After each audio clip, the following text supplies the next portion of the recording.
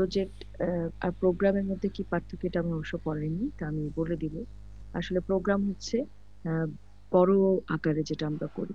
Programme হচ্ছে একটা, যেমন আমাদের হেলথের সবচেয়ে বড় প্রোগ্রাম হচ্ছে sector wide program, HNSP, health nutrition and population sector program. এটা হচ্ছে 5 বছরের জন্য। এবারকার 5 ইয়ার প্ল্যান এই যে শেষ হয়ে যাচ্ছে 2020-এ, এখন 2 বছর এক্সটেনশন হবে 21-22, তারপরে হয়তো আবার 5 বছর হতে পারে। সো গভর্নমেন্টের জন্য প্রোগ্রাম, কিন্তু এই প্রোগ্রামের আন্ডারে অনেক ছোট ছোট প্রজেক্ট থাকতে পারে। সো প্রোগ্রাম আর প্রজেক্টের পার্থক্য অনেক সময় চলে আসে, যে what is program, what is project. Program is a big অর্থে যেটা বলা হয়, একটা প্রোগ্রাম হচ্ছে একটা বড় 5 ইয়ার প্ল্যান, যার মধ্যে অনেক ছোট ছোট প্রজেক্ট থাকতে পারে। যেমন এই প্রোগ্রাম, আমাদের যে সেক্টর ওয়াইড প্রোগ্রাম, এর মধ্যে কিন্তু অনেক ছোট ছোট প্রোগ্রাম প্রজেক্ট আছে যেগুলা হেলথের জন্য। এই প্রজেক্ট গুলাকে বাস্তবায়ন করার জন্য গভর্নমেন্ট বিভিন্ন ধরনের বাজেট তৈরি করেন এবং হচ্ছে বিভিন্ন অর্গানাইজেশনকে ইনভলভ করে। গভর্নমেন্ট একা আসলে কোনো কাজ করতে পারে না, এবং private, government, public and private পার্টনারশিপে সাধারণত বেশিরভাগ ক্ষেত্রে কাজগুলো হয়। গভর্নমেন্ট গভর্নমেন্ট পার্টনারশিপ বা গভর্নমেন্ট পাবলিক প্রাইভেট। তো আমরা প্রজেক্ট সম্বন্ধে জেনেছি, প্রজেক্টের একটা নির্দিষ্ট টাইম পিরিয়ড থাকে, প্রজেক্টের কিছু স্পেসিফিক অবজেক্টিভ থাকে, যাকে পূরণ করার জন্য আমরা কিছু অ্যাক্টিভিটিকে প্ল্যান করি, এবং এই অ্যাক্টিভিটি গুলা প্ল্যান করার সময় আমাদের রিসোর্সের দিকে খেয়াল রাখতে হয়, যে আমরা রিসোর্স কতটুকু, আমরা কতটুকু করতে পারবো, এবং আমাদের একটা 1 বছর 2 বছরের একটা প্ল্যানিং দিতে হয়। তো আজকে আমরা যেটা পড়বো সেটা হচ্ছে both project and project management. এবং আমরা প্রজেক্টের ডেভেলপমেন্টের জন্য 10টা স্টেপস আমি দিয়েছি। এই 10টা স্টেপস এবং প্রজেক্ট প্রপোজাল ফরম্যাট, এটা সহই আমরা প্রত্যেকে আমাদের প্রজেক্ট প্রপোজাল ডেভেলপ করব। এবং আমি বলেছি যে অলরেডি আপনারা শুরু করে দেন ব্যাকগ্রাউন্ড রেশনাল, যদিও অনেকে আমাকে রিভাইস পাঠিয়েছেন, থ্যাংক ইউ সো মাচ। মানে আপনারা এটা যে অন করেছেন, এবং অনেকেই করেছে, মানে বলে দেওয়ার পর আবার রিভাইসও করেছে। আমি দুই একটা জিনিস থাকতে পারে, এগুলি আমি আমার পার্সোনালি তাদেরকে হোয়াটসঅ্যাপে বা বলে আমি ঠিক করে নিব। এখন যেটা হচ্ছে যে আপনারা আপনাদের যে প্রপোজালটা দিয়েছি এই অনুযায়ী আপনারা ডেভেলপ করবেন, কারণ আমাদের টাইম খুব বেশি একটা নেই। মনে হয় আমার পরীক্ষার ডেট দেওয়া আছে জানুয়ারিতে, তাই না? নভেম্বর ডিসেম্বর, তো ডিসেম্বরটা শেষ জানুয়ারি হলে পরে শেষের দিকে। প্রজেক্ট প্রপোজাল আসসালামু আলাইকুম ম্যাডাম। জি, ওয়ালাইকুম আসসালাম। ওয়ালাইকুম। তা আমি মোটামুটি সবারটাই অনেকটাই পেয়ে গেছি। আহ যেহেতু ডক্টর সোহাগ দিয়ে দিবেন এর মধ্যেই, আশা করছি এই সপ্তাহে করে ফেলতে পারবেন। আর কেউ বাকি আছেন দেওয়ার? আমি, সানোয়ারা, আপনি দিয়েছেন? জি না ম্যাম। কেন বাবা?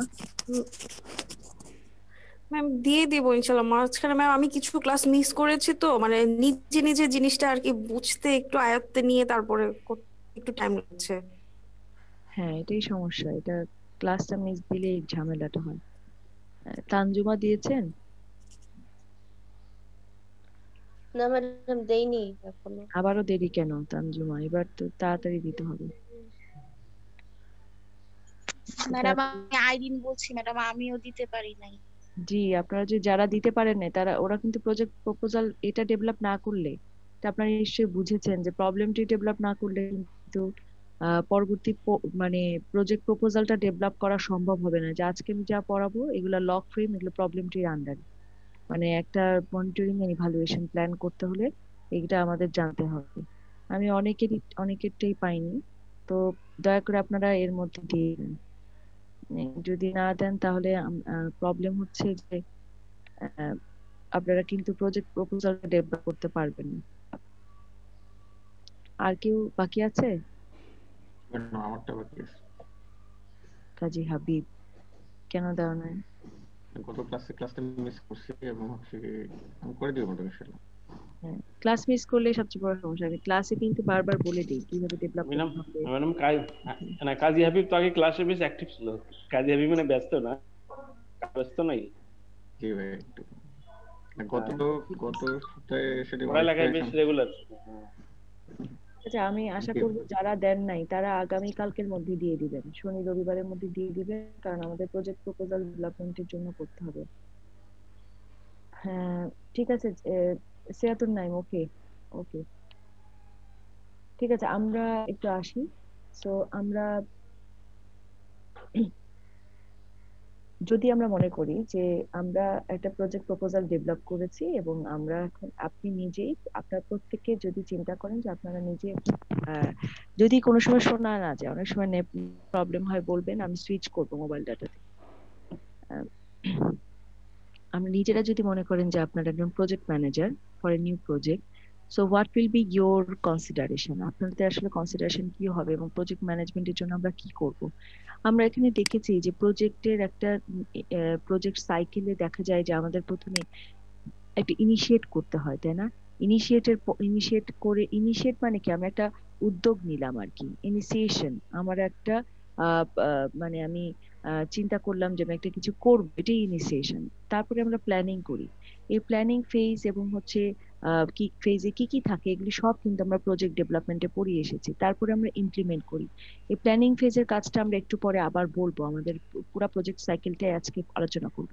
এরপর আমরা ইমপ্লিমেন্ট করি এবং এর সাথে মনিটরিং ইভালুয়েশন ক্লোজের আগে, it is the very important part of the project. আমরা মনিটরিং ইভালুয়েশনের জন্য লগ ফ্রেম করতে হয়, সেটা আজকে আমরা যদি পারি এটাও দেখিয়ে দেবো।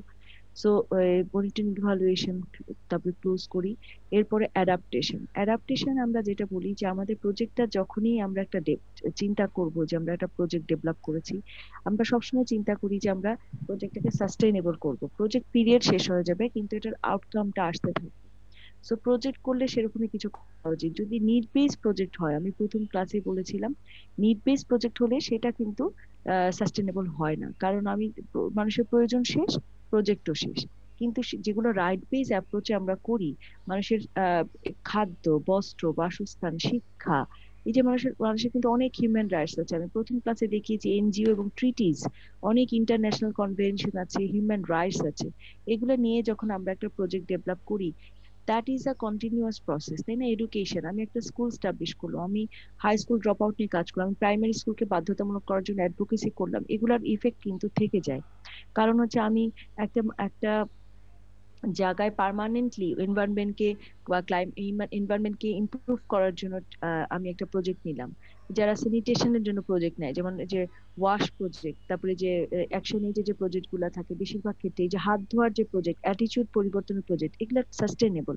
কারণ একবার হাত ধুলো তারপরে মানুষ ভুলে গেল আর হাত ধুবে না, তা কিন্তু হয় না। দেখবেন যে হাইজিন মেনটেনের জন্য অনেক প্রজেক্ট আছে অনেক জায়গায়, এবং এগুলো কন্টিনিউয়াস প্রজেক্ট চলতেই আছে। This have a long last impact, এই ইম্প্যাক্ট গুলো থেকে যায়। তো যখন আমরা মানে মনে রাখবেন যে সবচেয়ে কঠিন কাজ হচ্ছে এনভায়রনমেন্টকে চেঞ্জ করা, বিশেষ করে বাংলাদেশের মতো জায়গায় যেখানে পলিসি মেকিং এ আমাদের অনেক ল্যাকিংস আছে এবং অনেক করাপশন। সেই ক্ষেত্রে এটা একটা প্রবলেম। আর একটা হলো অ্যাটিটিউড চেঞ্জ, মানুষের অ্যাটিটিউড চেঞ্জ করা is a big problem, big.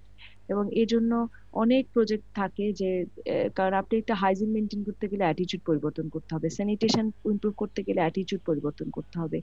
আপনি যদি মনে করেন যে লাইফস্টাইল চেঞ্জ করবেন, আমরা এনসিটির জন্য যা করে আসতেছি, very interesting, but it needs the attitude change. কারণ এত সোজা না কিন্তু মানুষের অ্যাটিটিউড পরিবর্তন করা, ডেইলি ফাস্ট ফুড গুলোকে অ্যাভয়েড করা, অথবা ফিজিক্যাল অ্যাক্টিভিটি করা, অথবা কার্বোহাইড্রেটের সুগার ফ্রি ডায়েট খাওয়া প্রত্যেকটা জায়গায়, এবং রেগুলার। এখন একটা হেলদি লাইফ বলতে গেলে কিন্তু early rise, early to bed, এটা আমরা ছোটবেলা থেকে শুনেছি, দিস ইজ অলসো। কারণ প্রত্যেকটা জায়গায় আপনি দেখবেন যে যারা লেটে ঘুমায় তাদের ব্রেইনে ডিমেনশিয়া ডেভেলপ করে তাড়াতাড়ি, এবং এগুলো কিন্তু প্রুফ ফ্যাক্টর। এখন আর এগুলা ছোটবেলা থেকে যা শুনে আসতেছে, এগুলো এখন রিসার্চে রূপান্তরিত হয়ে গেছে। রিসার্চের কোনো শেষ নেই। সো আমরা চিন্তা করব যে এমন একটা প্রজেক্ট করা যেটা লাইফ লং লাস্টিং একটা ইফেক্ট থাকে। Project management is the process of combining systems, techniques, and knowledge to complete a project within established targets of time, budget, and scope. তাহলে আমরা এখানে কি বললাম, আমরা প্রজেক্ট তো ডেভেলপ করেছি, কিন্তু প্রজেক্ট ডেভেলপমেন্টের ম্যানেজমেন্টের ফেজ থাকে, planning phase, analytic phase, implementation phase. এই প্রত্যেকটা জায়গায় কিন্তু ম্যানেজমেন্টের রোল আছে। আমি যদি প্রথম থেকে ম্যানেজমেন্টটাকে ঠিক মতো করতে না পারি, তাহলে আবার প্রজেক্টটা সাকসেসফুলি কমপ্লিট করতে পারবো না, এবং ডোনারের সাথে আমার যে কমিটমেন্ট, এটা ফিল আপ হবে না। আমি যখনই একজনের কাছ থেকে কোনো টাকা নিব, লায়াবিলিটিস আমার। এটা আমি প্রজেক্টের ক্ষেত্রে হোক, পার্সোনাল লাইফে হোক, আমার ওয়ার্কিং লাইফে হোক, যে কোনো জায়গায়, you have to use the money effectively and যেখানে কোনো আপনাকে অ্যাকাউন্টেবল হইতে হবে। অ্যাকাউন্টেবল মানে জবাবদিহিতা। এই অ্যাকাউন্টেবিলিটি না থাকলে এই ম্যানেজমেন্ট হবে না। So project management is the process of combining system, techniques and knowledge to complete a project within established targets of time, and you have to fulfill the works that you have committed to your donor within the designated time. এই time পিরিয়ডের মধ্যে আপনাকে পুরো কাজটা শেষ করতে হবে। Time, budget and scope. এখানে একটা জিনিস মনে রাখতে হবে, এই তিনটা খুব important. Time, budget and scope, this are resources. Budget is resources. আমি আবারও বলি, resource means man, material and financial budget. আপনি human resource, then financial resource and materials, এবং আপনি যাই নিচ্ছেন, যাই কিনছেন, এগুলি সব রিসোর্স। এবং time, you are bound by time. And scope, scope means আপনার প্রজেক্ট স্কোপ। আপনার প্রজেক্টে বলছে যে এই কাজটা এভাবে করতে পারবেন এবং এটার জন্য বাজেট বরাদ্দ আছে এতটুকু। যেমন আপনি মনে যদি করেন যে আমি একটা প্রজেক্ট করলাম স্ক্রিনিং এর জন্য, আমি পয়সা নিয়েছি, আমি এই সব মানুষকে, যেমন আমাদের ডিজি হেলথ থেকে যখন একটা টাকা নিই তখন একটা ট্রেনিং প্রজেক্টের জন্য টাকা দেয় ওরা, এডুকেশন ইনস্টিটিউটকে রিসার্চ প্রজেক্টের জন্য টাকা দেয়। সেই বা বিএমআরসি থেকে আমরা অনেকগুলো রিসার্চ করে এবার করছি, 3টা করছি আমাদের স্টুডেন্ট প্রজেক্ট। আমাদেরকে টাকা দিল, সেটা আইদার স্টুডেন্ট প্রজেক্টে 40,000 হতে পারে, ইন্ডিভিজুয়াল প্রজেক্ট রিসার্চার ফ্যাকাল্টি প্রজেক্টে 3 লাখ থেকে 5 লাখ দিতে পারে। BCCP, Bangladesh centre for communication, আমরা এদের সাথে কাজ করি, ministry of science and technology, ministry of education. এই যে বাজেট বরাদ্দ থাকে, এই বাজেট বরাদ্দর মধ্যে কিন্তু আপনাকে তখনই কিন্তু আপনার চিন্তাধারা এবং আপনার প্ল্যানিং একটা পরিবর্তন আসে, যখন আপনি দেখবেন 1 লাখ টাকা বাজেট, যখন দেখবেন 40,000 টাকা বাজেট, যখন 2 লাখ টাকা বাজেট, যখন দেখবেন 5 লাখ টাকা, আবার কোটি টাকার প্রজেক্টও হতে পারে, কোটি টাকার প্রজেক্টও হতে পারে। এই এই প্রবলেম, এগুলা নিয়েই হচ্ছে আমাদের এই যে টার্গেট ফুলফিল করা। তো এই টার্গেট গুলা ফুলফিল করতে গেলে এই স্কোপটাকে চিন্তা করতে হবে। 2 কোটি টাকা বাজেট হলে আমার কাজের পরিধি একরকম হবে, আবার যদি 2 লাখ টাকা বাজেট হয় কাজের পরিধি একরকম হবে। এবং স্কোপ, আমি যে জায়গায় কাজ করব, আমরা দেখিয়েছি অপারেটিং এনভায়রনমেন্ট অ্যাসেসমেন্ট। আমি প্রতিটা জায়গায় প্রজেক্ট ডেভেলপমেন্টের যারা করেন নাই ক্লাসটা, এটা যদি না করে বা না যান, গো থ্রু না করেন, তাহলে আজকে বুঝতে খুব কষ্ট হবে। আমরা অপারেটিং এনভায়রনমেন্ট অ্যাসেসমেন্ট করি, তাই না? আমরা ইনফ্রাস্ট্রাকচার দেখি, আমরা হসপিটাল সেটিং, ওইখানে হসপিটাল কেমন আছে, ট্রান্সপোর্ট কেমন আছে, রোডস কেমন আছে, ক্লাইমেট, মানুষের ইনকাম কেমন, জেন্ডার কেমন, আমরা সব দেখে নিই। This are planning phase. এইটাও কিন্তু একটা স্কোপের মধ্যে পড়ে, আমার স্কোপ আছে কিনা সেখানে আসলে এই কাজটা করার মতো। এখন একটা জিনিস মনে রাখবেন, আপনি যদি চিটাগাং একটা কাজ করতে যান সিটিতে, এবং আপনি যদি সিলেট একটা কাজ করতে যান হাওড়ে, দুটার মধ্যে পার্থক্য আছে। কি পার্থক্য বলেন তো? বিকজ হাওড়েলিয়া ইজ নট মানে অ্যাক্সেসিবল। আমাকে ওখানে যেতে গেলে এক্সট্রা ট্রান্সপোর্ট লাগবে। এমনি বর্ষাকালে দেখেছেন আপনারা হাওড়েলিয়া, সেটা পুরোটা কিন্তু পানির মধ্যে একদম সাবমার্জ থাকে। সো এই জায়গায় আমার কিন্তু এক্সট্রা একটা ফ্যাসিলিটি চিন্তা করতে হবে, ডিস্টেন্স চিন্তা করতে হবে। আমার প্রজেক্ট স্টাফরা যেখানে যাবে, যদি তাদের জন্য আমি কোনো প্রজেক্ট নেই, তাহলে সেই ক্ষেত্রে কিন্তু আমার ডিফারেন্ট হবে। কোস্টাল এরিয়াতে আমার স্কোপ ডিফারেন্ট, সিটিতে আমার স্কোপ ডিফারেন্ট, নর্মাল ল্যান্ডে আমার স্কোপ ডিফারেন্ট। প্রত্যেকটা জায়গার জন্য কিন্তু আমার স্কোপ ডিফারেন্ট, এবং এটার বেনিফিটস আছে অনেকগুলা। যেমন হচ্ছে use of a systematic project management gives development organizations a strategic tool. আমরা যখনই প্রজেক্ট ম্যানেজমেন্টটাকে খুব অর্গানাইজড ওয়েতে করতে চাই, তারা আমাদেরকে হেল্প করে। যেমন আমাদের একটা ডেফিনিট স্ট্র্যাটেজিক টুল থাকে, gives organization the means of practice established and time tested practice. এটা খুব ইম্পর্টেন্ট, আমি একটু আগে বলেছি টাইম টেস্টেড প্র্যাকটিস হয়। এবং বেনিফিটস গুলো আমি আসলে এইভাবে দেইনি বুলেটে, নর্মালি দিয়েছি। The process that a methodology delivers help organization keep focus and deliver solutions that project beneficiaries and its communities desperately need them. তার মানে আমি যখন প্রজেক্ট ম্যানেজমেন্ট করতে চাই, তা আমার তো একটা মেথোডোলজি কাজ করে যে আমি এই মেথডে কাজ করব। সেই ক্ষেত্রে দেখা যাচ্ছে আমাদের টার্গেট পপুলেশনকে আমরা, টার্গেট পপুলেশন মানে বেনিফিশিয়ারিজ বলছি, direct beneficiaries or indirect beneficiaries. আবারও বলি, এখানে যারা মিস করেছেন, আমরা এখানে কিছু টার্মিনোলজি ব্যবহার করি, সেটা হচ্ছে বেনিফিশিয়ারি, তারপরে হচ্ছে direct beneficiary, indirect beneficiary, stakeholder, primary stakeholder, secondary stakeholder. You have to know all the terms in the projects.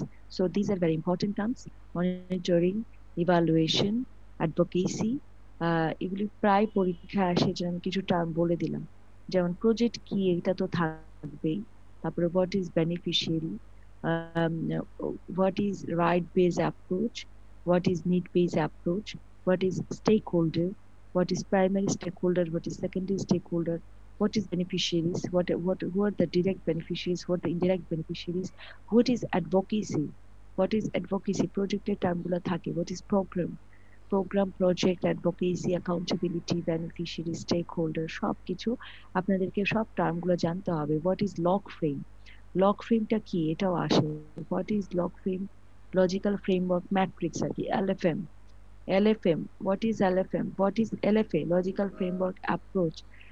Can you consider me 1 minute? কি ফোন দিচ্ছে বুঝতেছি না। হ্যালো, আসসালামু আলাইকুম। জি হ্যালো, জি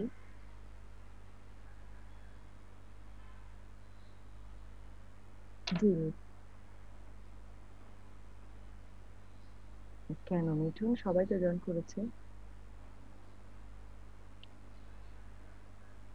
আপনি এটা বন্ধ করে আবার জয়েন করেন, মানে আপনি, হ্যাঁ, জি জি জি, কালকে রাতে যে লিঙ্কটা দিয়েছি আপনি এটা বন্ধ করেন, করে আবার আবার জয়েন করেন। সবাই তো করেছে এই লিঙ্কে, আপনাকে আমি ওয়েট, না না আপনি জয়েন করেন আবার, জি জি সরি, ঠিক আছে আপনি করেন। আপনি যদি ওয়েটিং রুমে থাকেন আমি দেখবো, দেখে আসেন।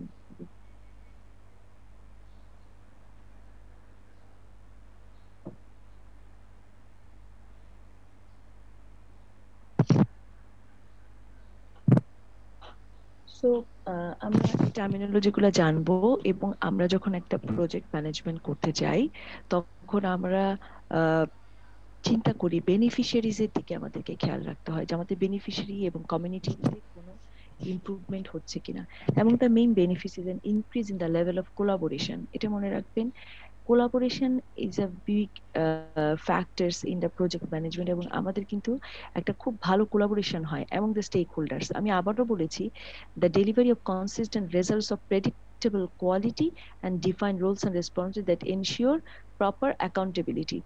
তাহলে আমাদের এখানে অনেক কিছু আছে, তার মধ্যে স্টেক হোল্ডার মধ্যে কোলাবোরেশন, ডোনার অর্গানাইজেশনও কিন্তু একটা স্টেক হোল্ডার। আমি স্টেক হোল্ডার সম্বন্ধে গতবার বলেছি, এটা বারে বারে অনেক সময় ভুল হয়ে যায়।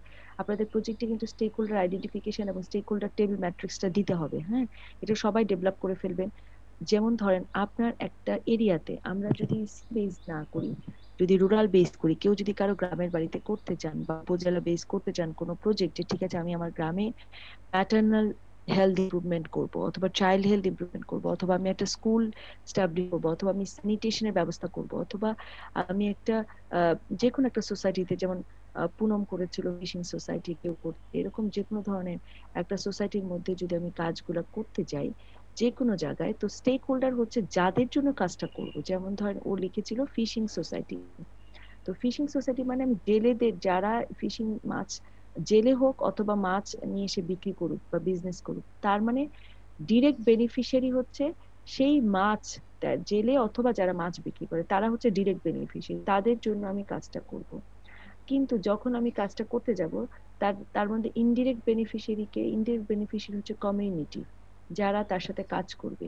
আরেকটা হচ্ছে প্রজেক্ট স্টাফ। যখন আপনি মনে করবেন যে আপনি আপনার জায়গায় না, আপনি রংপুর করছেন, দিনাজপুর করেন, চিটাগাং করেন, সিলেট করেন, যেখানে করেন, 2 বছরের প্রজেক্টের জন্য অবশ্যই আপনাকে একটা প্রজেক্টের অফিস ভাড়া নিতে হবে, আপনাকে প্রজেক্ট স্টার্ট করতে হবে। যখনই আপনি একটা অফিস ভাড়া নেবেন, তা আপনি ইনফ্রাস্ট্রাকচার ভাড়া নিয়েছেন, আপনি যার থেকে ভাড়া নেবেন সে লাভবান হবে, সে হচ্ছে ইনডিরেক্ট বেনিফিশিয়ারি। এই 2 বছরের জন্য কিন্তু সে আপনার থেকে একটা ভালো পরিমাণ ভাড়া পাচ্ছে। 2 নাম্বার হলো প্রজেক্ট স্টাফ, আপনি যাদেরকে রিক্রুট করছেন তারা কিন্তু এই 2 বছরে একটা ভালো স্যালারি পাচ্ছে, তো তারাও কিন্তু ইনডিরেক্ট বেনিফিশিয়ারি। আপনি শুধু মনে করবেন না যে যাদের জন্য কাজটা করছি তারাই শুধু beneficiary, no, beneficiary can be যাদের জন্য করছি তারা, যাদের নিয়ে করছি তারাও হতে পারে।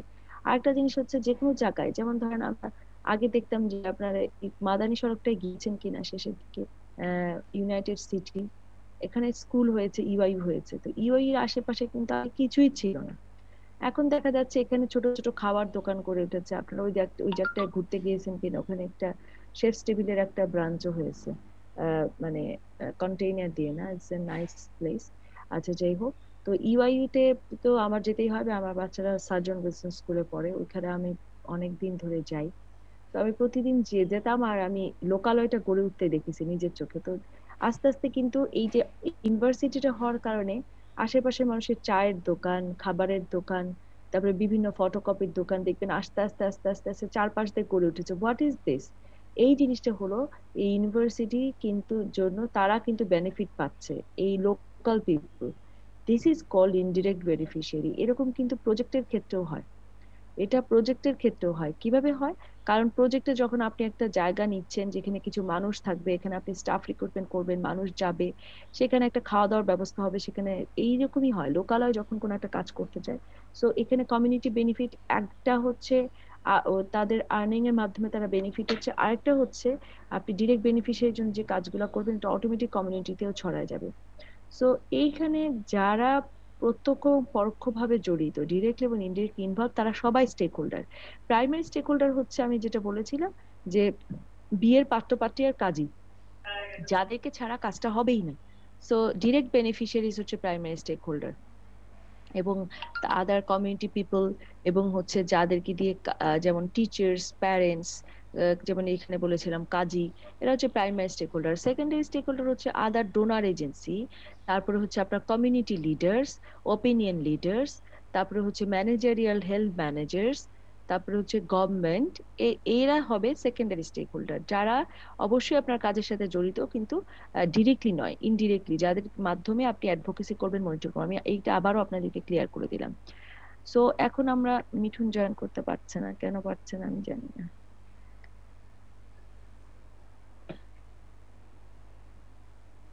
আচ্ছা, আরেকটা হচ্ছে other benefits a common language and consistent discipline for how projects are planned in the organization, standard project terminology understood by all stakeholders। তারা অনেকভাবে বেনিফিট হয়, তারা কিছু ল্যাঙ্গুয়েজ শিখে। এটা অনেক সময় হয় ল্যাঙ্গুয়েজ আদান প্রদান হয়ে যাচ্ছে এক জায়গা থেকে এক জায়গায় যাওয়ার পরে, আপনারা গিয়ে কিছু জানতে পারছি। প্রজেক্ট করতে গেলে, নতুন জায়গায় গেলে আমরা কিছু শিখি, তারা আমাদের থেকে কিছু শিখে, আমাদের কিছু কালচার তাদের কাছে চলে যায়, তাদের কিছু কালচার আমাদের কাছে চলে আসে। Provides project stakeholders confidence on how projects are done and permit accurate predictions of project resource requirements. So আমার মনে হয় এগুলো আপনারা জানতে পারবেন। So আমরা come to the main point. Anatomy of the project or hierarchy of a project, that is very important. We have already done this by the problem tree and objective tree. So these are inputs. Wherever you give the inputs are resources, you invest money, you hire the project staff or project staff, the project officers, and you plan some activities, you will get some outputs, and you will then achieve the objectives, and then in the long-term goals. So this is the project hierarchy, and hierarchy of a project comes often. So you have it, আমি প্রথম ক্লাসে দেখিয়েছি result chain হিসেবে input, activity, output, activity and goal. So what is outcome and what is output? It becomes a confusion. So I cleared it in last class also. So this is the real log frame.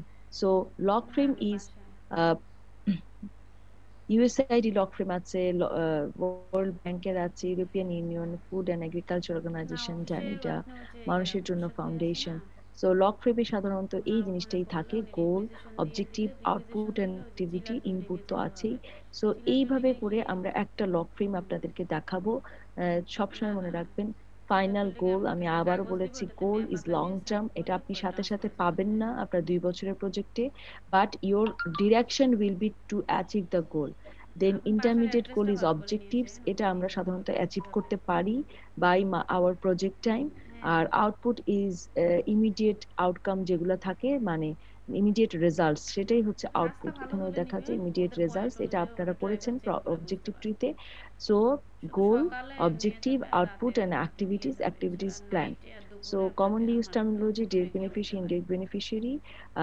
এখানে একটা খুব important কথা হচ্ছে difference বলি, আমিও প্রায় বলি যে what is the difference between the beneficiary and stakeholder, or what is the difference between the target group and stakeholder. একটা জিনিস মনে রাখবেন, all target groups are stakeholders, but all stakeholders are not target group. Target group হচ্ছে যাদেরকে নিয়ে আমি কাজটা করব, মানে অ্যাক্টিভিটি অ্যাকমপ্লিশ করার জন্য আমাদের কিছু অ্যাক্টিভিটি থাকবে, স্পেসিফিক অ্যাক্টিভিটিস। সেই অ্যাক্টিভিটিগুলো অ্যাকমপ্লিশ করি, যেমন আমি টিচারকে অ্যাওয়্যার করব, প্যারেন্টকে অ্যাওয়্যার করব, কাজীকে অ্যাওয়্যার করব। তাদেরকে ছাড়া আমি হাই স্কুল ড্রপ আউটটাকে, আর্লি ম্যারেজটাকে আমি বন্ধ করতে পারবো না, তাই না, আমি যদি এই ধরনের কোনো প্রজেক্ট করি। সো এখানে মনে রাখবেন টার্গেট গ্রুপ হচ্ছে যাদেরকে টার্গেট করে আমি কাজটা করি। টার্গেট গ্রুপের মধ্যে ডিরেক্ট বেনিফিশিয়ারিও থাকবে, ইনডিরেক্ট বেনিফিশিয়ারিও থাকবে, প্রাইমারি স্টেক হোল্ডারও থাকবে। কিন্তু all target groups are stakeholders, but all stakeholders are not our target group. যারা ডিরেক্টলি ইনভলভড হবে না, টার্গেট গ্রুপ হচ্ছে যারা ডিরেক্টলি ইনভলভড হবে কাজের সাথে, শুধু তারা। কিন্তু যেমন গভর্নমেন্ট ডিরেক্টলি ইনভলভ না, ইনডিরেক্ট। যেমন আদার ডোনার্স ডিরেক্টলি ইনভলভ না, ইনডিরেক্ট। সুতরাং সেই ক্ষেত্রে আমরা যেগুলো কাজগুলো করি তাদেরকে আমরা সুপিরিয়রে রাখি বা আমাদের সাইড চেনে রাখি, তারা সবাই আমাদের টার্গেট গ্রুপ নয়। টার্গেট গ্রুপ হচ্ছে যাদেরকে ইনভলভ করে আমি ডিরেক্টলি কাজটা করব। এই ডেফিনেশন গুলা কিন্তু আমি ধরি সব সময় এবং আসে পরীক্ষায়। Beneficiary, target group, stakeholder, জন্য আমি এটা রেড করে দিয়েছি। কেমন, এটা মনে রাখবেন, ডিফারেন্স হচ্ছে all the beneficiaries are target are stakeholders, but all the stakeholders are not beneficiary. আপনি গভর্নমেন্টকে কিসের বেনিফিশিয়ারি বানাবো? গভর্নমেন্ট কি কখনো বেনিফিশিয়ারি হতে পারে? নো। গভর্নমেন্ট আপনাকে ফান্ড দিচ্ছে, ডোনার এজেন্সি আপনাকে ফান্ড দিচ্ছে, তারা আপনার বেনিফিশিয়ারি নয়। So all beneficiaries are stakeholder হতে পারে, but all stakeholders are not beneficiaries. All target groups are stakeholder হতে পারে, but all stakeholders are not target groups. এখানে আমরা আসি এলএফএ। ম্যাম আমরা তাহলে বলতে পারি যে primary stakeholder, target group আর হচ্ছে সেকেন্ডারি, এটা শুধু বাদ যাবে। হ্যাঁ, সেকেন্ডারি স্টেক হোল্ডার বেনিফিশিয়ারি হবে না, আমাদের ডিরেক্ট ইনডিরেক্ট বেনিফিশিয়ারির মধ্যে পড়ছে না।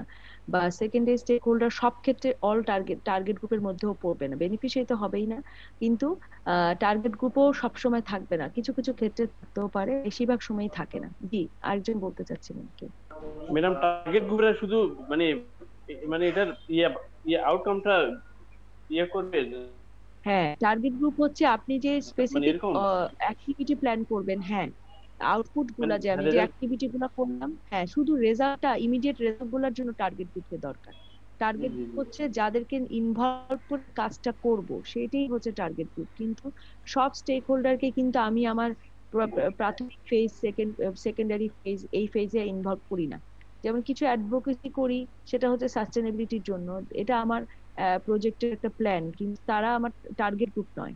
ঠিক আছে, টার্গেট গ্রুপ হচ্ছে ইমিডিয়েট রেজাল্ট বা আউটপুটটা পাওয়ার জন্য আমাদেরই হবে, সেটা হচ্ছে আমাদের টার্গেট গ্রুপ। ওকে, লজিক্যাল ফ্রেমওয়ার্ক অ্যাপ্রোচ খুব ইম্পর্টেন্ট একটা জিনিস, এটা পরীক্ষায় আসে। What is logical framework approach? Logical framework approach হচ্ছে আমরা প্রজেক্টের শুরুতে যেই প্ল্যানিং এবং অ্যানালাইসিসটা করি, অ্যানালাইসিস ফেজ এবং প্ল্যানিং ফেজ, সেইটাই হচ্ছে আমার প্রজেক্ট ডেভেলপমেন্টের সময় যেটা ডেভেলপ করি, সেটা দুটো ভাগে ভাগ করা থাকে। একটা হলো অ্যানালাইসিস ফেজ, একটা হলো প্ল্যানিং ফেজ। এটা পরীক্ষায় আসে, আসার পরে স্টেপ গুলা বর্ণনা, একটা ফ্লো চার্ট আছে, এটা আমরা দেখি। তো দেখবেন যে সবসময় অ্যানালাইসিস ফেজে হচ্ছে problem analysis, objective, stakeholder, strategy, যেটা কিন্তু প্রজেক্ট ডেভেলপমেন্টের একটা পার্ট। আর একটা হলো প্ল্যানিং ফেজ। আমরা এই দুটো জিনিস আমরা এখানে এভাবে দেখিয়েছি, আপনারা দেখেন relationship between the two phases. একটা হলো অ্যানালাইসিস ফেজ, একটা হলো প্ল্যানিং ফেজ। অ্যানালাইসিস ফেজে আমরা কিন্তু কি করি, আমরা আইডেন্টিফাই করি কি প্রবলেমগুলোকে, কনস্ট্যান্টগুলোকে, আমাদের অপরচুনিটি কি আছে, আমাদের কি আসলে আমাদের এখানে বাধা কোথায় কাজটা করতে, আমরা এটা দেখে নিই আগে। যে প্রবলেমটা আমাদের প্রবলেম মনে হচ্ছে, তার কজ এন্ড ইফেক্ট রিলেশনশিপ করি। প্রবলেম ট্রি কি, হোয়াট ইজ প্রবলেম ট্রি, এটা কিন্তু যদি ধরা হয় আপনাদের কিন্তু অবশ্যই বলতে হবে প্রবলেম ট্রি। আপনি দেখবেন একটা লেকচার দিয়েছি প্রবলেম অ্যানালাইসিস, ওখানে দেওয়া আছে প্রবলেমটি আসে, প্রবলেমটির 5টা ফেজ আছে, what are the steps of problem analysis, সেইটা অথবা সেইটা কিন্তু 5টা ফেজ আছে। সো প্রবলেম অ্যানালাইসিসে আমরা দেখি যে আমাদের প্রবলেম কি, আমাদের প্রবলেমটা করতে গেলে ওখানে আমাদের অপরচুনিটি কি কি আছে, আমাদের স্কোপ কি কি আছে, আমাদের কজ এন্ড ইফেক্ট রিলেশনশিপটা বের করি। আপনারা সবাই করেছেন কজ এন্ড ইফেক্ট রিলেশনশিপ, এটা হচ্ছে প্রবলেম ট্রি। তারপরে স্টেক হোল্ডার অ্যানালাইসিস করি, identifying and characterising major stakeholders, target groups and beneficiary. তাহলে এইখানে যে আমরা আইডেন্টিফাই করছি, আমরা আলাদা স্টেক হোল্ডারকে আইডেন্টিফাই করব, টার্গেট গ্রুপকে করব, বেনিফিশিয়ারি করব। ডিফারেন্স হতে পারে যে বেনিফিশিয়ারি স্টেক হোল্ডারের মধ্যে থাকবেই, কিন্তু তাই বলে আমাকে বুঝতে হবে যে এটা আমার ডিরেক্ট বেনিফিশিয়ারি, এর জন্য আমরা কাজ করছি, এরা আমার ইনডিরেক্ট বেনিফিশিয়ারি, এরাও আমার প্রজেক্ট থেকে লাভবান হবে। Defining whose problem will be addressed by future intervention. এবং আমরা কিন্তু বেনিফিশিয়ারি দিয়ে আমরা বলে দেই যে এদের প্রবলেম গুলাকেই ফিউচার ইন্টারভেনশন দিয়ে আমি অ্যাড্রেস করতে যাচ্ছি, তারা হচ্ছে আমার ডিরেক্ট বেনিফিশিয়ারি। কিন্তু তার সাথে আমার ইনডিরেক্ট বেনিফিশিয়ারি সবাই। Indirect beneficiaries project staff, indirect beneficiaries parents, indirect beneficiaries committee people, indirect beneficiaries all যারা এখানে ইনভলভ থাকবে, এবং ফিনান্সিয়ালি হোক অথবা এই অ্যাটিটিউডের পরিবর্তনের মাধ্যমে হোক, অথবা তারা কিছু পাবে, এটাই হচ্ছে indirect beneficiary. Analysis of objectives, এটা হলো অবজেক্টিভ ট্রি। তাহলে এই ফেজে অবশ্যই আমরা একটা অ্যানালাইটিক্যাল অ্যাপ্রোচ করেছি, তাই না? এই জন্য এটাকে অ্যানালাইসিস ফেজ বলে। আরে মিঠুন তো ঢুকতে পারছে না, আমি কি করি? হ্যালো, না না ঠিক আছে মিঠুন, আমি তো আপনাকে এখানে পাচ্ছি না। মিঠুন, আপনি কোন লিঙ্কটায় ঢুকছেন? কালকে রাতের লিঙ্কটায়? আপনি ভুল অন্য লিঙ্কে ঢুকে যান।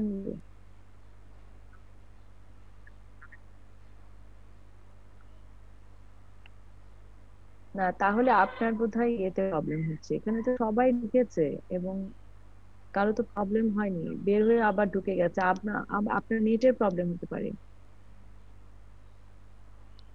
হ্যাঁ ম্যাডাম, অন্য কোনো মোবাইল থেকে বা অন্য কোনো পিসি থেকে ঢুকতে হবে। আপনি কি মোবাইলে ঢোকার চেষ্টা করছেন? এখন তো এখানে আমি কিছু করতে পারছি না, কারণ আমার এখানে তো লিঙ্ক দিয়েছি, এটা তো ওপেন লিঙ্ক, এখানে ঢুকে যাবেন সহজেই। আমি তো বুঝতে পারছি না আপনি কেন ঢুকতে পারছেন না। এখানে কোনো,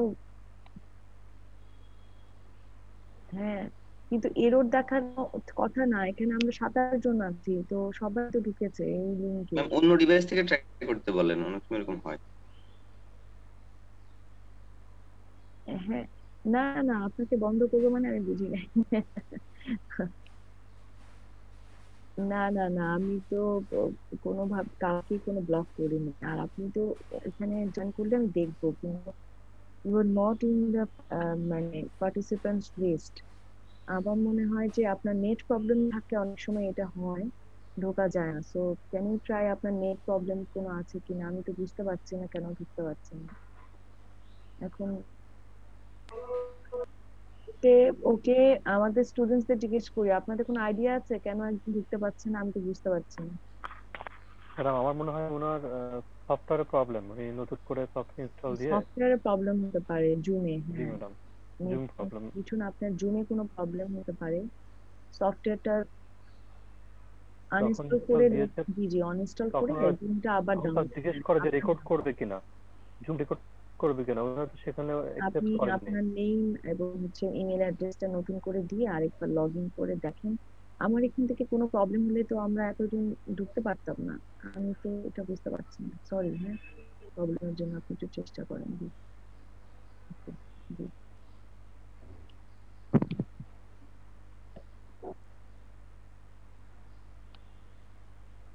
Okay, let's start our discussion.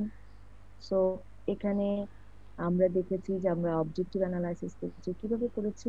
Developing objective from the identified problems. আসলে তো তাই, আমরা প্রবলেম ট্রিটা আগে করেছি, সেখান থেকে মিনস টু এন্ডস রিলেশনশিপ, আর এখানে cause and effect relationship, problem tree, এটা অবজেক্টিভ ট্রি। আমরা প্রবলেম ট্রির সাথে অবজেক্টিভকে সাইমুলেশন করেছি। আমরা যে দেখেছি কনসিকোয়েন্সেসকে আমরা গোলে রূপান্তরিত করেছি। আমাদের প্রবলেম হচ্ছে আমাদের প্রাইমারি অবজেক্টিভ, যেটা affirmative sentence, problem is a negative sentence. And so তারপরে আমরা এই অ্যাক্টিভিটি গুলাকে আমাদের যে কজ এন্ড ইফেক্ট রিলেশনশিপ, যে কজ গুলো আছে সেটাকে আমরা আন্ডারলাইন কজ গুলাকে নিয়ে গিয়েছি আমাদের অ্যাক্টিভিটিস এবং আমাদের আউটকাম বা ইমিডিয়েট রেজাল্টস, আউটকাম বা ইমিডিয়েট রেজাল্টস, এগুলোকে আমরা ফর্ম করেছি। এগুলো কিন্তু অ্যানালাইসিস, তাই না? আমরা একটা অ্যানালাইটিক্যাল অ্যাপ্রোচ করে এগুলো বের করেছি। আমরা অ্যানালাইসিস করে দেখতেছি যে আমাদের স্টেকহোল্ডার কারা, আমাদের প্রবলেম কি, আমাদের নিড বেস প্রবলেম না রাইট বেস প্রবলেম, আমাদের লোকাল প্রবলেমে সবসময় আসে প্রবলেম অ্যানালাইসিসে। How did you assess the need assessment short note আসে অনেক সময়। আছে how did you assess the need বললে কিন্তু আমরা felt need, related need and হচ্ছে ফর্মেটিভ নিড, এইটাতে চলে যাই। আমরা কিন্তু পড়িয়েছি। তো what is felt need, relative need and formative need, এটা আপনাদের মনে রাখার কথা। একটা হচ্ছে পিপল চাহিদা, একটা হলো ন্যাশনাল স্ট্যান্ডার্ড, একটা হচ্ছে comparison of the community two community বা ইন্টারন্যাশনাল স্ট্যান্ডার্ড, এগুলো মনে রাখতে পারলে আগের লেকচারে আছে। আর হলো স্ট্র্যাটেজি অ্যানালাইসিস। স্ট্র্যাটেজি অ্যানালাইসিস হচ্ছে আমরা জানি ইন্টারভেনশন স্ট্র্যাটেজি, প্রজেক্ট ডেভেলপমেন্ট আমরা দেখেছি, identifying the different strategies to achieve objectives, selecting the most appropriate strategy, determining the major objectives, overall objectives and project purpose.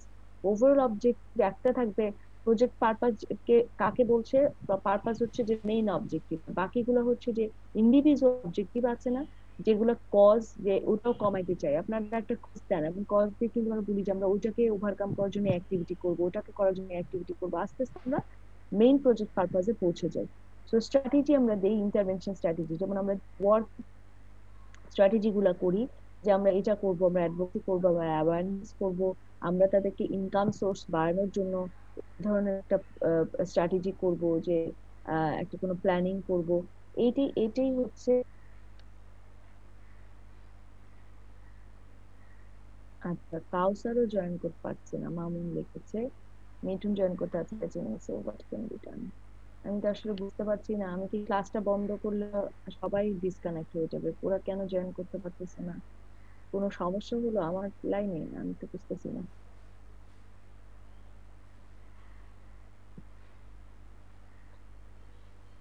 তো এরকম হয় না কোনো সময়? আপনারা কি কোনো প্রবলেম পেয়েছেন জয়েন করার সময়?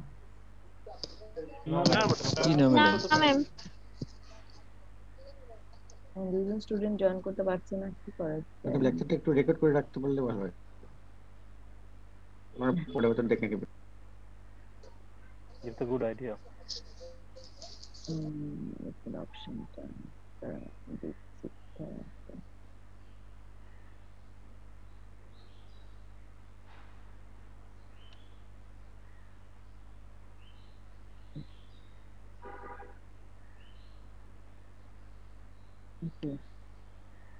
আচ্ছা, তো অ্যানালাইসিস ফেজে আমরা যেটা দেখলাম যে আমাদের এই চারটা জিনিস আছে এবং উই হ্যাভ ডান অলরেডি, আমরা এটা এবং এটা করে ফেলেছি, কিন্তু তাই না, আমরা এটাও করে ফেলেছি অনেকটা। ওয়ার্কিং স্ট্র্যাটেজি আমরা প্রায় বের করে ফেলেছি এবং আমরা এখন ওয়ার্কিং স্ট্র্যাটেজির মধ্যে একটা সবচেয়ে বড় জিনিস হচ্ছে এগুলোকে এখন লগ ফ্রেমে বসাবো এবং অ্যাক্টিভিটি শিডিউলিং করব। এটা হলো আমাদের প্ল্যানিং ফেজ। প্ল্যানিং ফেজে যেটা আমরা করি, আমরা একটা লগ ফ্রেম তৈরি করি, ডিফাইনিং দ্য প্রজেক্ট এবং program structure, testing is internal logic, formulating project in measurable terms, formulating objectives and defining means and cost. এই সবগুলা মিলায় আমরা একটা লগ ফ্রেম করবো, আমরা একটু পরে আপনাদেরকে দেখাচ্ছি।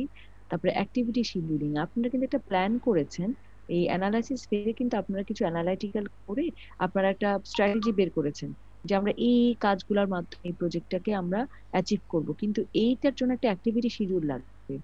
আপনি পুরো প্রজেক্টটাকে কোয়ার্টারলি ভাগ করতে পারেন, আপনার 2 বছরের প্রজেক্ট, আপনার 8টা কোয়ার্টার থাকবে, আপনি প্রত্যেকটা কোয়ার্টারে কি কাজ করবেন সেইভাবে একটা জ্ঞানের চার্ট এবং অ্যাক্টিভিটি শিডিউলিং করতে হবে। Determine the sequence and dependency of activities, মানে অ্যাক্টিভিটি প্ল্যানিং এ বলা হয় যে রেসপন্সিবল পারসনকে এই কাজের জন্য কয়জন ইনভলভ থাকবে, প্রজেক্টের কতদিনের মধ্যে এই কাজটা করা হবে, কোন কোয়ার্টারে করা হবে এবং কতজনকে নিয়ে করা হবে, এটা হচ্ছে activity scheduling. Estimating the duration, setting milestone and assigning responsibility, এইটা মনে রাখতে হবে, ভেরি ইম্পর্টেন্ট থিং। এই পুরো জিনিসটা আমি এতক্ষণ ধরে বলছি, কারণ একটা হলো আমরা অবজেক্টিভ গুলাকে মেজারেবল টার্মে দিব, এটা লগ ফ্রেম আমি এখন দেখাবো।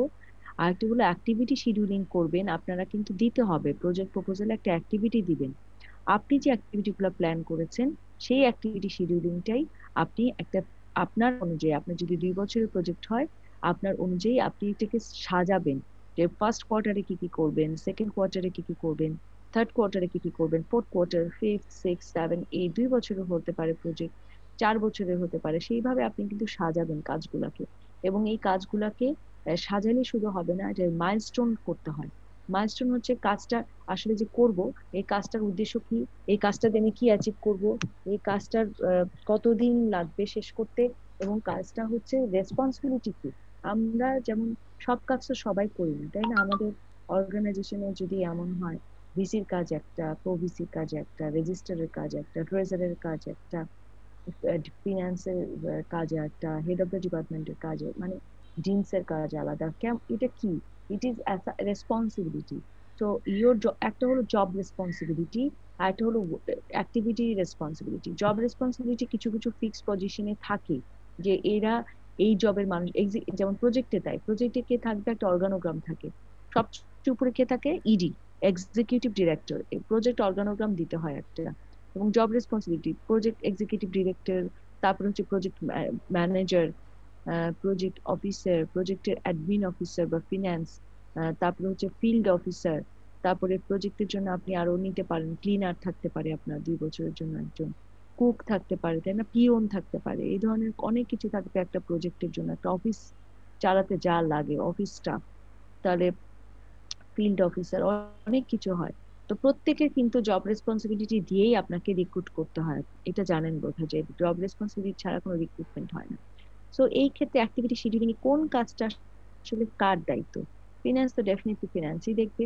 একটা কাজ করছেন, অ্যাক্টিভিটি প্ল্যানিং করেছেন, সেই ক্ষেত্রে আমি কাকে দায়িত্বটা দিব, সেই কয়ের মধ্যে, এটা হচ্ছে অ্যাক্টিভিটি শিডিউলিং। এরপরে research scheduling, budget planning. From the activity schedule, develop input schedule and the budget. Budget is very important. প্রত্যেকটা কাজের জন্য বাজেট করাই হচ্ছে, বাজেটটা সাধারণত মাইলস্টোন হিসেবে করতে হয়। মাইলস্টোন হচ্ছে অ্যাক্টিভিটি অনুযায়ী করতে হয়। যেমন ধরেন আপনার অ্যাক্টিভিটি হচ্ছে, আপনারা অনেকে লিখেছেন, যেমন হলো যে আপনার যারা হাইজিনের জন্য করেছেন, তো তাদের কিছু অ্যাক্টিভিটি আছে, সেখানে আমি একটু যাব, যে আমরা একটা দেখে আমরা করব activity scheduling or resource scheduling. Logical framework matrix, LFM. আমরা LFM হচ্ছে the main output of the LFA. LFA হচ্ছে logical framework approach, যেটা এটা হলো এটা logical framework approach. এই logical framework approach এর main outputটা হচ্ছে এটা হলো আমাদের 16 cell matrix. 16 cell matrix. So the main output of the logical framework approach is the logical framework matrix. It is the product of the analytical approach, which summarizes what the project intends to do and how, and what the key assumptions are, and how outputs and outcomes will be monitored and evaluated. So the main output of the logical framework approach is the logical framework matrix, LFM.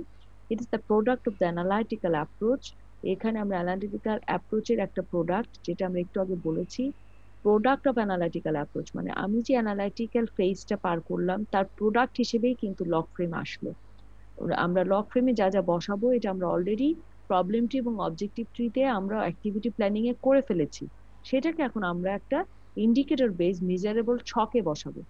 So it is the product of the analytical approach, which summarizes what the project intends to do and how to do, and what the key assumptions, and how outputs and outcomes will be monitored and evaluated. আমরা কিভাবে monitor করব, এটা হচ্ছে একটা খাওয়া। LFM হচ্ছে একটা food for donors, তারা কিভাবে আমাকে মনিটর করবে এবং পরবর্তীতে কিভাবে এই প্রজেক্টটাকে ইভালুয়েশন করা হবে, আমি আমার টার্গেটে কিভাবে পৌঁছাবো, প্রজেক্ট অবজেক্টিভ কিভাবে অ্যাচিভ করব, সেটার একটা টোটাল একটা at a glance feature হচ্ছে LFM. Logical framework matrix is used to present information about project objectives, outcomes, activities in a systematic and logical way. একটা লজিক্যাল ওয়েতে আমি পুরো সিস্টেমটাকে আমি দেখাবো। The basic log frame matrix contains 16 cells organized into 4 columns and 4 rows as indicated the next slide. এটা হলো 4 columns and 4 rows, goal, objectives এবং হচ্ছে output and activities, inputs, reports and assumptions. This is the total 16 cell matrix, যেখানে আপনাকে heading গুলা দিতেই হবে। Heading হচ্ছে narrative summary, objectively verifiable indicators, means of verification and assumptions. এই সামারির মধ্যে যা থাকবে এটা হচ্ছে result chain. Result chain is input, activity, output, objective and goal, যেটা আমি হায়ারার্কি অফ এ প্রজেক্টে দেখালাম। Objectively verifiable indicators, OVI, is very much important. What is OVI? What is MOV? Means of verification, এগুলি আমরা এখন দেখব।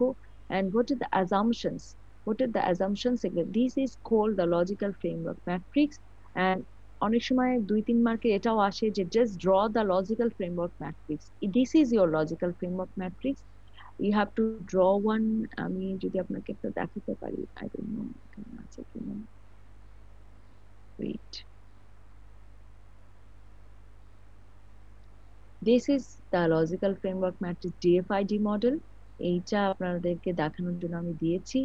সো এখানে আপনারা যদি পারেন তো এটাই দিতে পারেন, আর না হলে যখন 2 নম্বরে থাকবে, বেশি থাকবে না, সো দ্যাট ইজ ফাইন, এটা দিলেও হবে। দিস ইজ অলসো ওকে। ওখানে কিছু কথা লেখা আছে, ওটা দিলে আরো ভালো, এটা দিলেও হবে। Narrative summary, OVI, means of verification, assumptions, then goal, objective, output, activities, input, reports। এখানে রিপোর্ট গুলা, ইনপুট গুলা এখানে আসে, কিভাবে আসে এখন আমরা দেখবো। and what is assumptions, other means of transport, political stability, natural calamity। সবসময় প্রজেক্টের মধ্যে একটা জিনিস লেখা থাকে। কি লেখা থাকে?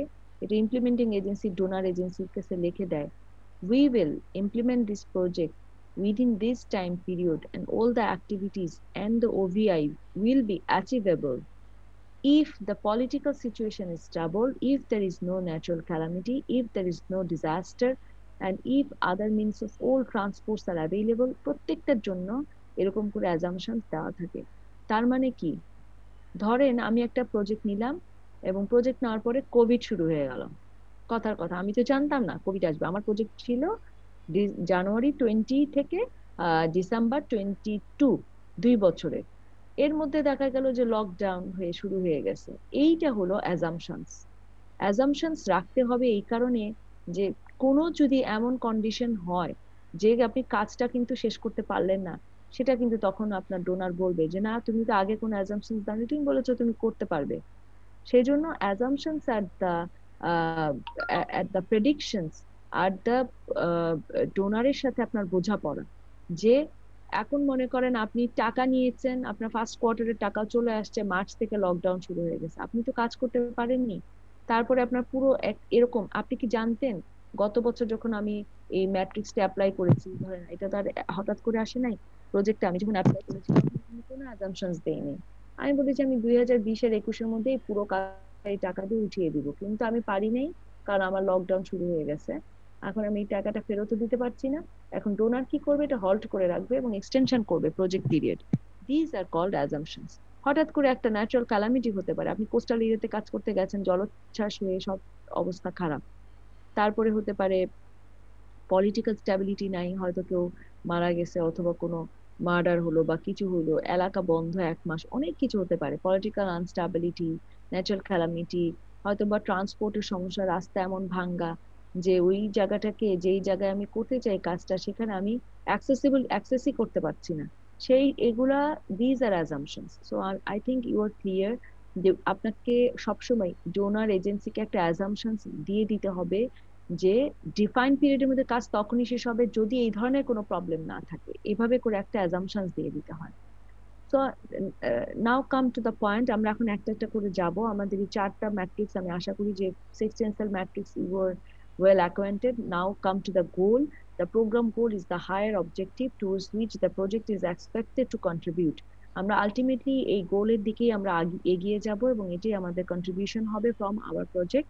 So this is our goal, and objective is the project purpose, is the scientific result expected from the project, the justification for the project, and which in turn should contribute towards the program goal. Objective achieve না করলে আমরা গোলের দিকে যেতে পারছি না। Goal হচ্ছে broad term, objective is short term. So the project purpose is the specific result expected from the project. এটা হচ্ছে সেই স্পেসিফিক রেজাল্ট যেটা আমি সাথে সাথে প্রজেক্টের মাধ্যমে আমি পাচ্ছি, এবং এটার ডিরেকশন হচ্ছে towards the goal. A project may have more than one purpose. এখানে যেটা বলেছে এটার মানে হচ্ছে যে আমাদের পারপাস কিন্তু অবজেক্টিভ, মেইন অবজেক্টিভ একটাই যেটা আমরা প্রবলেম থেকে নিয়ে আসি, কিন্তু আমাদের সাইড অবজেক্টিভ অনেকগুলো থাকে। এই যে আমাদের যে ডিফারেন্ট আউটপুট বা আউটকাম, এগুলো কিন্তু প্রত্যেকটা এক একটা করে অবজেক্টিভ। মানে এটাকেও তো আমরা অ্যাচিভ করতে চাই, যে কারণগুলো আমরা আইডেন্টিফাই করি, আন্ডারলাইন কজ, সেগুলোকেও কিন্তু আমরা অ্যাচিভ করতে চাই। যে আমরা যেমন আইডেন্টিফাই করলাম যে হাইজিনের জন্য, এনভায়রনমেন্টের জন্য, যেমন ডেঙ্গুর জন্য করেছে যে ঠিক আছে নেই, মসকিটো নেট ব্যবহার করছে না, এটা একটা প্রবলেম। আমাদের একটা অবজেক্টিভ হতে পারে মানুষকে অ্যাওয়্যার করা, এটি একটা অবজেক্টিভ। একটা হতে পারে সিটি কর্পোরেশনের সাথে বসে কিছু করা, এটি একটা অবজেক্টিভ। ছোট ছোট অবজেক্টিভ গুলা থাকে, এই জন্য এটা বলেছে। আউটপুটস হচ্ছে project outputs are the specific results expected from the project inputs. তাহলে যেটা আমরা ইনপুটের মাধ্যমে যেটা আমরা পাচ্ছি সেটাই হচ্ছে output, and in turn outputs are expected to contribute to the project purpose. একটা এটা কিন্তু হায়ারার্কি। তাহলে আউটপুটের উপর পারপাস ছিল, সো আমরা হয়তো চিন্তা করি যে আউটপুট গুলো যদি আমরা করতে পারি, কাজগুলো যদি অ্যাকমপ্লিশ করতে পারি, তাহলে আমরা পারপাস পাবো। পারপাসটা পেলে আমরা গোল পাবো। Outputs are expressed in quantitative term, যেমন হচ্ছে kilometers of road build or number of farmers cooperatives established, or can be expressed in qualitative term, যেমন farmers receptive to advice, cooperatives functioning effectively। তার মানে হচ্ছে output হচ্ছে টার্মিনোলজিতে আমরা ব্যবহার করি। যেমন অ্যাক্টিভিটি প্ল্যান যখন আমরা করি তখন আমরা বলি যে আমরা এতগুলো অ্যাডভোকেসি মিটিং করেছি, নাম্বারে বললাম। আমরা এতগুলি অ্যাওয়ারনেস মিটিং করেছি, নাম্বারে বললাম। আমরা এতগুলো স্ক্রিনিং করেছি, আমরা এতগুলা ফার্মার্সকে ধরেন সিড দিতে পারি, যে আপনারা হতে পারে যে আমরা যে অনেক সময় দিই না কৃষকদের বীজ দেওয়ার জন্য, এটা একটা প্রজেক্ট থাকতে পারে। আমরা বলতে পারি আমরা এতগুলো ফার্মার্সকে সিড দিচ্ছি, সো এটা হতে পারে। অথবা এতগুলা জেলেকে আমরা মাছ ধরার জন্য নতুন সরঞ্জাম কিনে দিয়েছি, অথবা এতগুলা ফার্মার্সকে আমরা গরু কিনে দিয়েছি, এই নাম্বারে হতে পারে।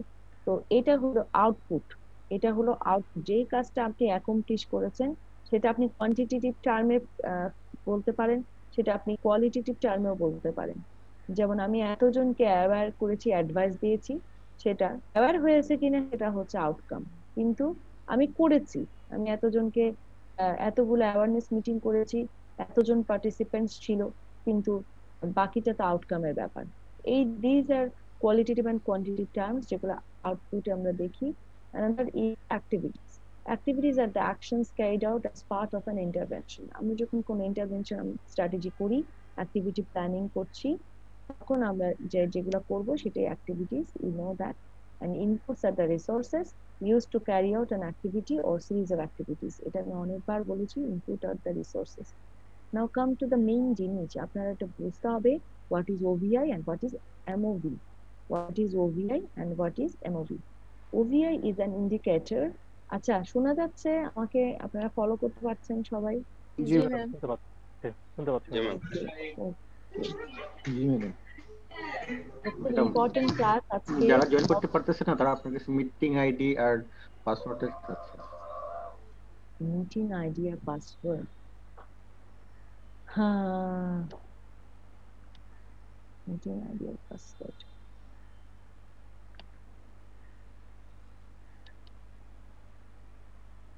ম্যাম আপনার ইতে দেখলাম যে মনে হয় লেকচারটা রেকর্ড হচ্ছে, পরে যদি গ্রুপে রেকর্ডটা দিয়ে দেন তাতে পেয়ে যাবে।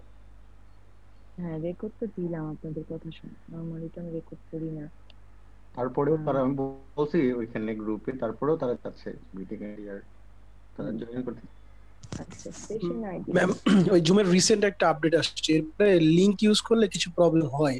আমি আমার অফিস ওয়ার্কও কিছুদিন ফেস করেছি। তো সেক্ষেত্রে ম্যানুয়ালি যদি এন্ট্রি করা যায় তখন দেখা যায় আবার কারেক্ট করে। সেশন আইডি আছে, আমার তো কোনো পাসওয়ার্ড তো নেই। আমি তো এটা ওপেন রাখছি, এটা তো পাসওয়ার্ড দেখছি না কোনো। তাহলে মনে হয় নতুন লিংক দিতে হবে ম্যাডাম, আদারওয়াইজ মনে হয় আর হবে না আজকে। ওদের আর করার দরকার নেই, 10টা 19 বাজে, 11টার সময় ক্লাস শেষ হয়ে যাবে, ওরা শুনে নিবে। রেকর্ডিং এ যেটুকু আছে তারপরে ডেসক্রাইব করে দিতে হবে। এখানে আমি যে আমাদের যে লিঙ্কটা আমরা ক্রিয়েট করি সেটা হচ্ছে এটা, আপনাদের দেখাই। এটা হলো আমার লিঙ্ক, আমাদের তো দিয়ে দিয়েছে বিডিআরএম থেকে, এটা আমাদের ইউনিভার্সিটি লিঙ্ক। তো এখানে এটাই দেওয়া থাকে লিঙ্ক। আমি এটা আপনাদের শেয়ার করি, এটা ওপেন লিঙ্ক, এখানে কোনো আইডি পাসওয়ার্ড লাগে না, ঠিক আছে? এখন ওদেরকে আমি কোনো আইডি পাসওয়ার্ড দিতে পারবো না। লিংকটা আবার দিয়ে দেন ম্যাডাম, দেখা যাক কি। কাকে দিব? ওটা তো দেওয়াই আছে। ওকে, আমি দিই তাহলে।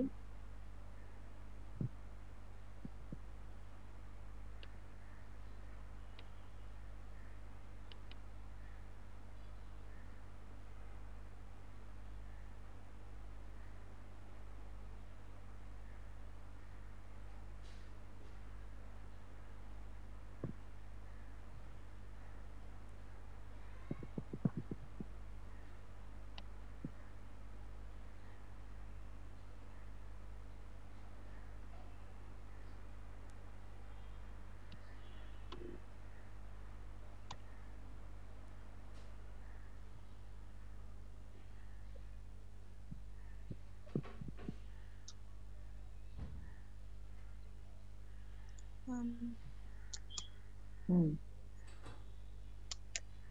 কি?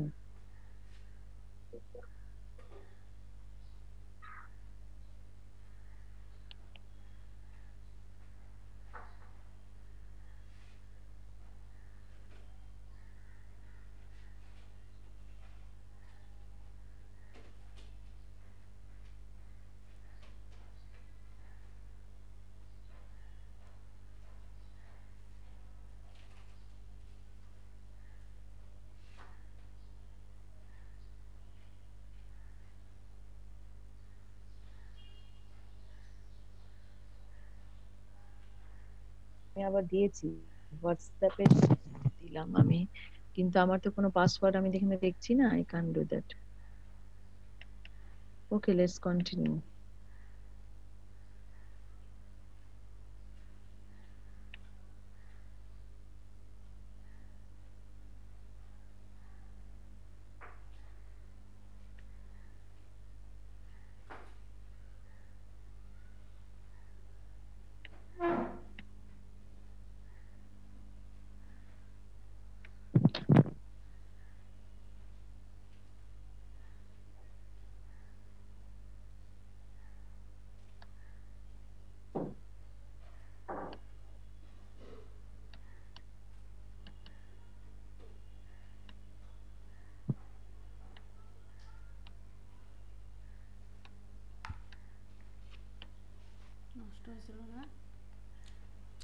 স্ক্রিন কি ভিজিবল?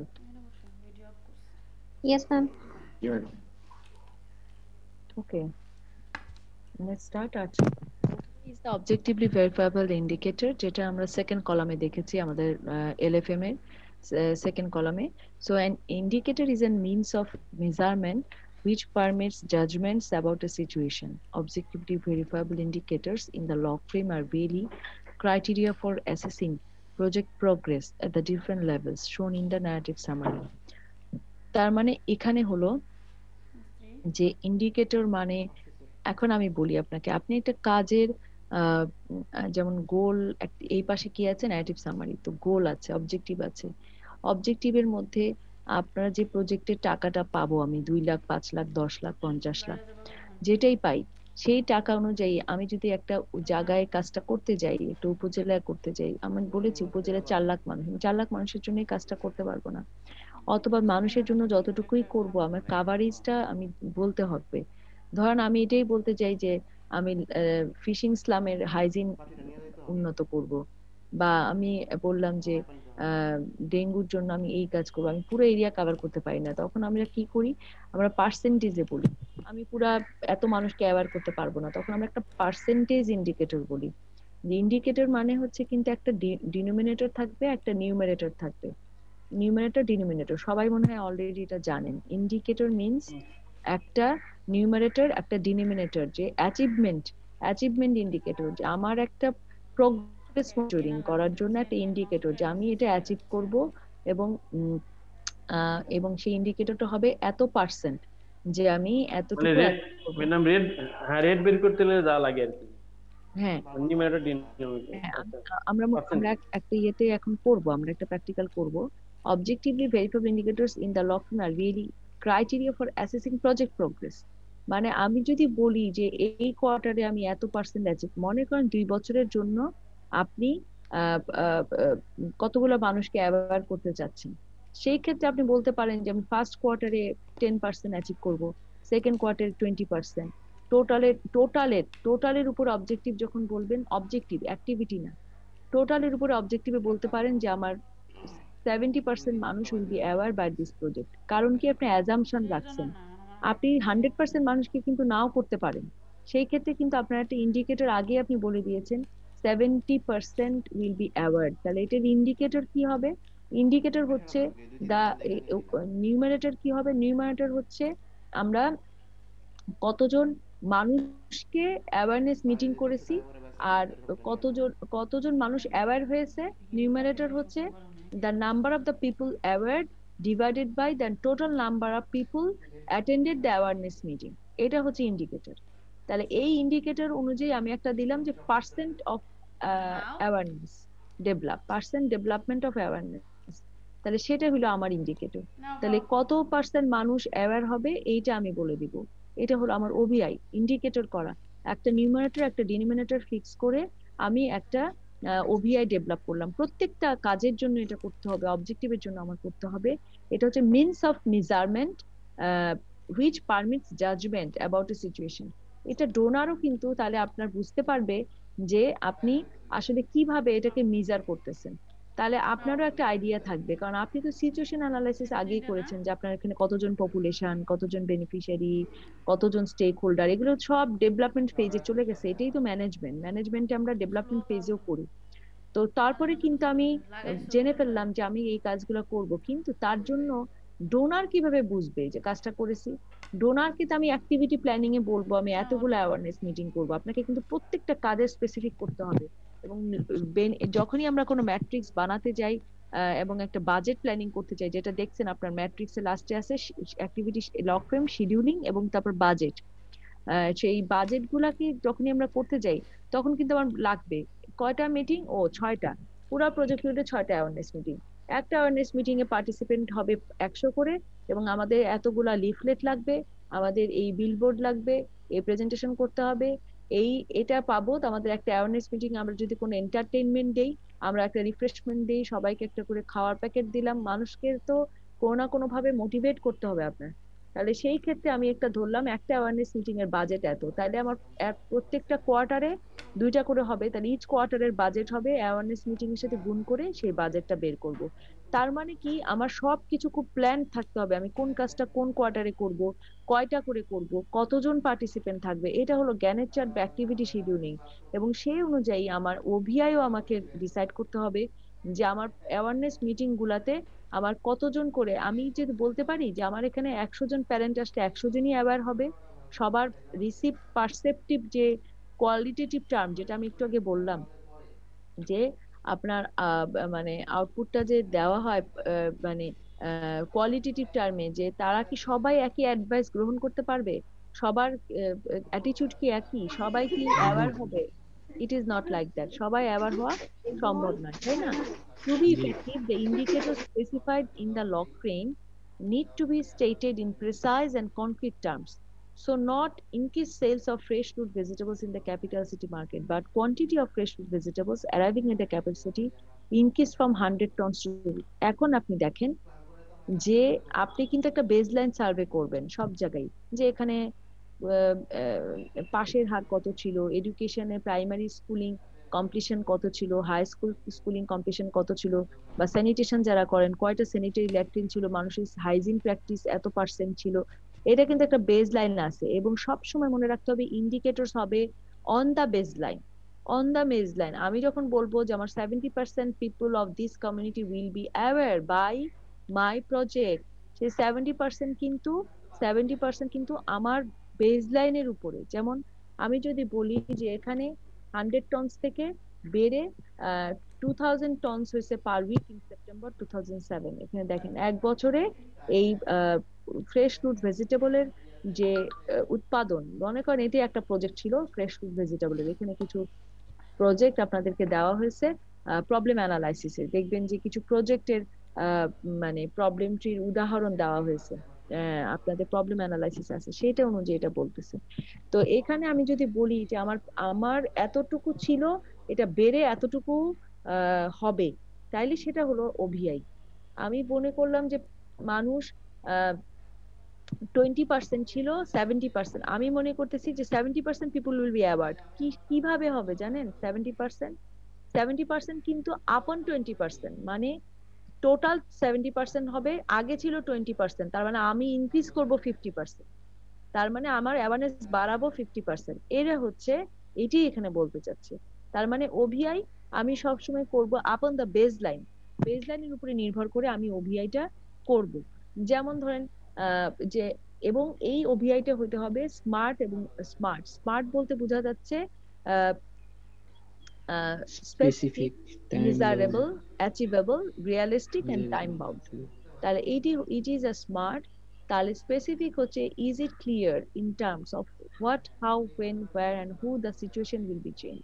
এবং এইটা কিন্তু মনে রাখতে হবে যে এটা স্পেসিফিক, আপনি যে করছেন আপনি যে ইন্ডিকেটরটা ডিসাইড করলেন, আসলে কি জানেন এটা কিভাবে করতে হবে, কিভাবে কেমন করে করতে হবে? আর দ্য টার্গেটস মিজারেবল হতে হবে। For example, how much of N increase for how many people over what length of time, কত টাইমের মধ্যে আপনি অ্যাওয়ারনেস ডেভেলপ করবেন, কয়টা মিটিং করলে আপনি অ্যাওয়ারনেস ডেভেলপ করতে পারবেন, এত পার্সেন্ট অ্যাচিভ করতে পারবেন।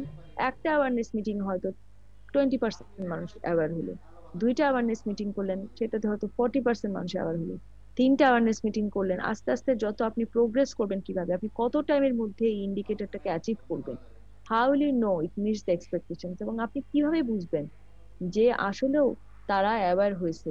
সেটার জন্য আমাদেরকে যেতে হবে এমওভি তে, মিনস অফ ভেরিফিকেশন। এটার পরের স্লাইডে আছে।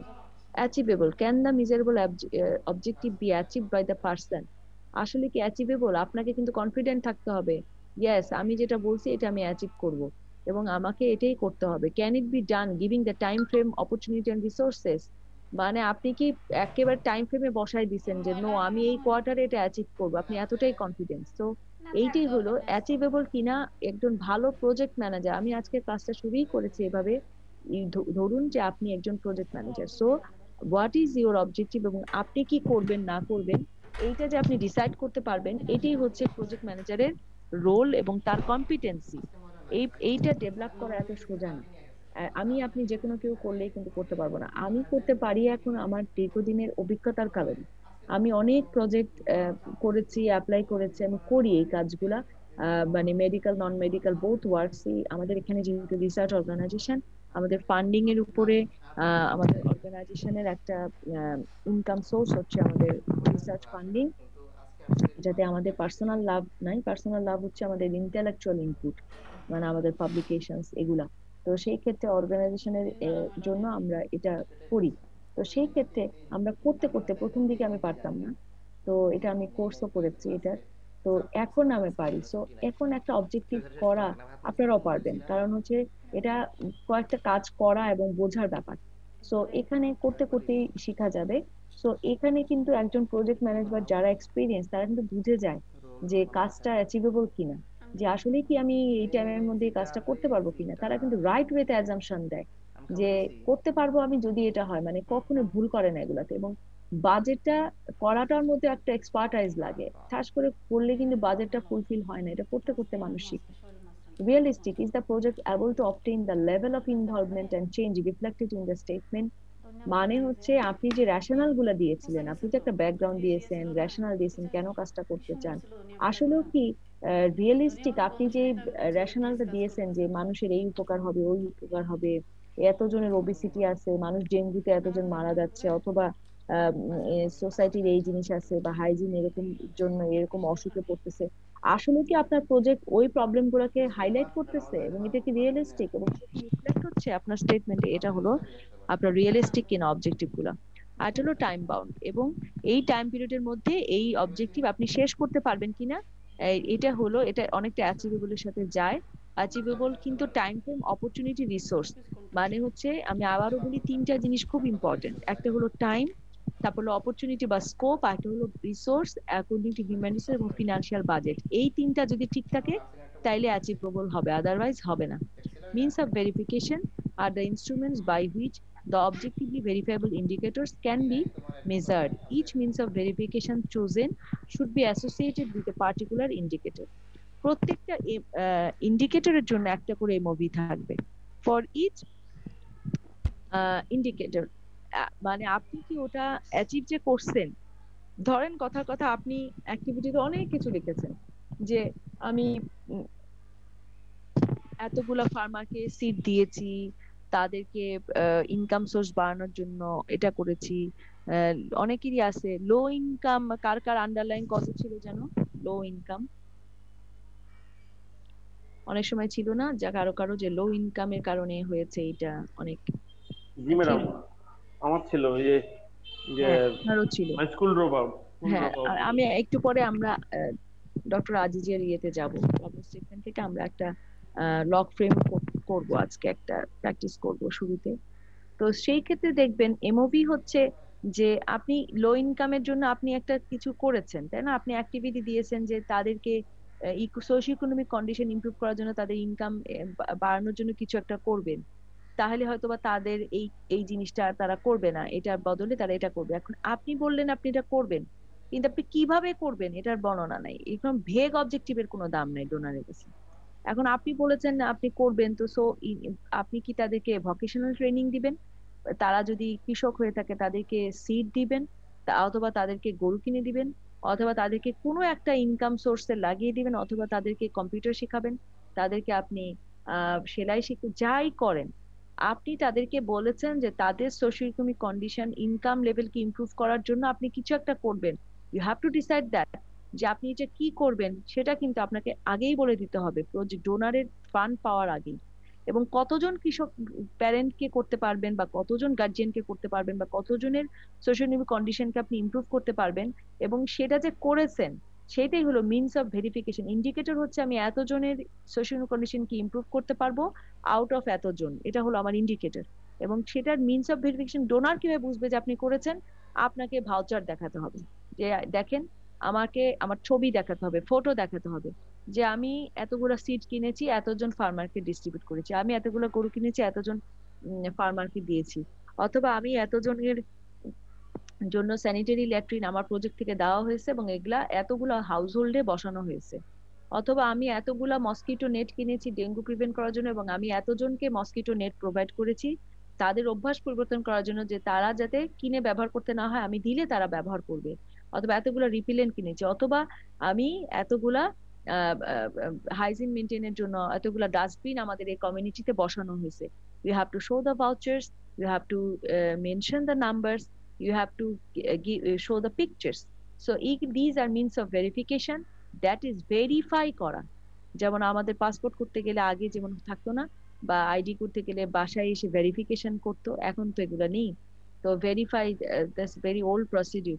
ভেরিফাই করা যে আপনি কি এই জায়গার এই, আপনি দেখবেন যে যে কোনো জায়গায় আপনি ভিসা অ্যাপ্লাই করতে চান, আপনার একটা আপনি যে লোকেশনে আছেন তার জন্য একটা বিল জমা দিতে হয়, একটা টেলিফোন বিল আপনার নামের, অথবা একটা ইলেকট্রিক বিল। কেন দিতে হয়? কারণ আপনার নাম যে এই এবং আপনার যে বাসার ঠিকানা এইটা ভেরিফিকেশনের জন্য এটা দিতে হয়। This is a MOV, means of verification. বোঝা গেছে? তো এই এরকমই কিন্তু এই মিনস অফ ভেরিফিকেশন হচ্ছে এরকমই একটা জিনিস যেটা আপনি দিয়ে দিবেন আপনার এভিডেন্স হিসেবে। এটা আপনাকে প্রথমেই এটাও উল্লেখ করে দিতে হবে, লক ফ্রেম এবং বাজেট এগুলো সহই কিন্তু জমা দিতে হয়। আপনারা জানেন কি না, একটা প্রজেক্ট প্রপোজাল ডেভেলপ করতে গেলে এই প্রজেক্ট প্রপোজাল ডেভেলপমেন্টই আমি আপনাদেরকে শেখাচ্ছি, সেখানে আপনারা যে কোনো ফান্ড অ্যাপ্লাই করতে পারবেন এই ধরনের একটা প্রজেক্ট প্রপোজাল যদি আপনারা ডেভেলপ করতে পারেন। যে কোনো ধরনের বড় ফান্ড যেমন এডিবি হোক বা ওয়ার্ল্ড ব্যাংক হোক, তাদের কিন্তু একটা ফরম্যাট থাকে। আমি বলছি না যে আমি যে ডিএফআইডি ফরম্যাটটা দেখাবো এটাই সর্বসাকুল্যে সব। আপনি দেখেছেন যে অনেক একটু আগে দেখলেন যে এগুলোর ডিফারেন্ট প্রপোজাল ফরম্যাট কিন্তু ডিফারেন্ট অর্গানাইজেশন ডিফারেন্ট, কিন্তু বেসিকটা একই। আপনি যদি এটা জানেন ওদের ফরম্যাটে আপনি ফেলাই দিতে পারবেন। The means of verification therefore have two functions. একটা হলো they confirm that the indicators chosen are realistic since they specify how they are to be verified. সুতরাং আপনি কিন্তু বলে দিচ্ছেন মিনস অফ ভেরিফিকেশন মাধ্যমে যে আসলে এটা আমি করেছি, বা আপনি এটা ডোনারকে বলে দিচ্ছেন যে you can verify with this MOV documents, তার মানে এটা রিয়ালিস্টিক। একটা হলো they facilitate project evaluation by establishing in advance how criteria for success should be verified. They facilitate project evaluation by establishing in advance how criteria for success should be verified. তার মানে তারা project, আমি এই means of ভেরিফিকেশনের মাধ্যমে project ইভালুয়েশনকে facilitate করলাম। Evaluation is different thing, আমরা monitoring evaluation পড়াবো আমাদের লাস্ট ক্লাসে। সো মনিটরিং ইভালুয়েশনের জন্য একটা ক্রাইটেরিয়া আপনি ফিক্স করে দিচ্ছেন যে কিভাবে ভেরিফাই করে ইভালুয়েট করবে। Evaluation is a different thing. Now come to the point assumptions এর পরে লজিক্যাল ফ্রেম। ওকে, আমরা এখন চলে যাই অ্যাজাম্পশনস।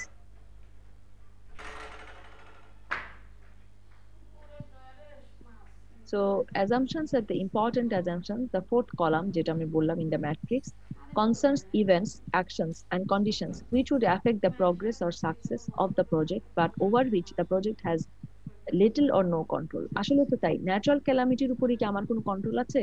পলিটিক্যাল ইনস্টেবিলিটি অথবা ওই জায়গার ট্রান্সপোর্ট খারাপ, এটাতে আমি রাতারাতি ভালো করতে পারবো না, বা আমি ক্যালামিটি বন্ধ করতে পারবো না, অথবা পলিটিক্যাল, এই যে কোভিড, এটা কারো হাত আছে? হিউম্যান বিইং এর তো কোনো এটার উপরে কোনো অ্যাকশন থাকে না। So those events, actions and conditions যেটা এফেক্ট করবে দ্য প্রোগ্রেস অফ দ্য প্রজেক্টকে, অথবা আমাকে সাকসেসকে, বা অথবা আমাকে হল্ট করতে হতে পারে project, these are the assumptions. এটা আমি অলরেডি বলেছি, আপনি বুঝতে পারবেন। And this lack of control could arise from a number of sources. যেমন হতে পারে projects, the fact that projects take place in a natural environment are therefore subject to natural variations. যেমন আমি বললাম যে কোস্টাল রিজিয়নে করতে গেলে অনেক সমস্যা হতে পারে, ঘূর্ণিঝড় হতে পারে, বিপদ সংকেত হতে পারে, আমরা যে দেই মহাবিপদ সংকেত, অথবা কোনো মানে ওয়েদার খারাপ হতে পারে। অনেক সময় কিন্তু অনেক প্রজেক্ট থাকে তারা করে, যেমন রোহিঙ্গাদের উপর, রিফিউজিদের উপর যে প্রজেক্ট গুলা থাকে, এখানে অনেক রকমের প্রবলেম থাকতে পারে। তো সব সময় অ্যাজাম্পশনসটাকে আপনার সাথে রাখতে হবে ফোর্থ কলামে, in your logical framework matrix. It is essential, otherwise আমরা বিপদে পড়ে যাবো, মানে যারা অ্যাপ্লাই করবে তারা বিপদে পড়ে যাবে। টাইম মতো শেষ করতে না পারলে তখন আর আপনার অ্যাজাম্পশনস কেউ শুনতে চাইবে না, আপনাকে আগে থেকে এটা বলে দিতে হবে। তো এইটাই হলো আমাদের সেই লজিক্যাল ফ্রেমওয়ার্ক ম্যাট্রিক্স। প্রত্যেকটার সাথে অ্যাজাম্পশনস থাকতে হবে, খালি গোলের সাথে থাকবে না, অবজেক্টিভস এর সাথে থাকবে, তারপর আউটকামের সাথে থাকবে, অ্যাক্টিভিটির সাথে থাকবে, অ্যাজাম্পশনস গুলাকে রাখতে হবে। It is a DFID model logical LFM, logical framework matrix. এভাবেই কিন্তু লিখতে হবে। আর আমি একটু আগে এর আগে ফ্রেশ একটা দেখিয়েছিলাম, ওইটাই অ্যাকচুয়ালি লিখতে হবে। 16 সেলস হচ্ছে নিচের ছকটা, এবং তার উপরে এগুলা দিতে হবে হেডিং গুলা।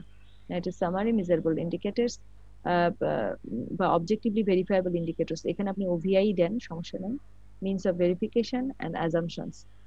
তাহলে হচ্ছে goal, purpose, output, activity, input, এটা হচ্ছে রিপোর্টস, এবং এখানে সবগুলোই দিয়ে দিয়েছে। এখানে দেখেন আমরা এখানে এইটা আবার এই হায়ারার্কিটা দিয়েছে, গোল টু সুপার গোল। আসলে সুপার গোল বলে কিছু নেই, সেটা হলো impact, purpose to goal, output to purpose, activity to output.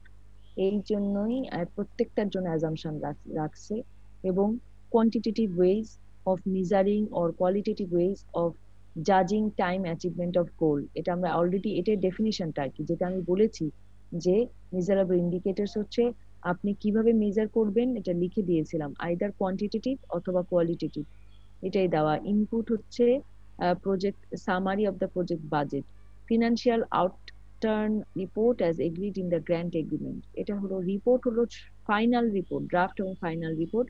সেই রিপোর্টটা আমরা জানি যে এখানে আমরা দিব, সুতরাং এখানে আমরা রিপোর্টের কথাটা লিখে দিব। আমরা আসলে রিপোর্ট ছাড়া তো কোনো প্রজেক্ট হয় না, project report is must. Activities হচ্ছে আউটপুট প্রডিউস করার জন্য যায়, এইটাই ডেফিনিশন গুলাই বলছে, সুতরাং ওইটাই আপনারা দিবেন। তো রিপোর্টটা কি এটা বোঝার জন্য এখানে দিলাম। Cost effective methods and sources to quantify or assess indicator, indicator assess করার জন্য মিনস অফ ভেরিফিকেশন, এটা হচ্ছে আমাদের কথা। সো এখানে আমরা যে লজিক্যাল ফ্রেমওয়ার্ক ম্যাট্রিক্সটা শেষ, আমরা একটা লজিক্যাল ফ্রেমওয়ার্ক ম্যাট্রিক্সটা করব, এইটা আমরা পরে পড়বো। Project management process or steps, এইটা আমরা পরে পড়বো। আমরা এটা আজকে দেখতে চাই না, এটা আমরা নেক্সট ক্লাসে করব, মানে আমরা আজকে লজিক্যাল ফ্রেমওয়ার্কটা শেষ করব। আমি দেখতেছি যে লজিক্যাল ফ্রেমওয়ার্কটা এখানে আছে কিনা।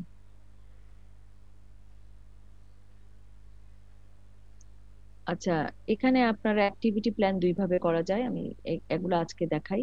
যেটা আমি এলএফএ তে দেখালাম, আমরা শিডিউলিং করব।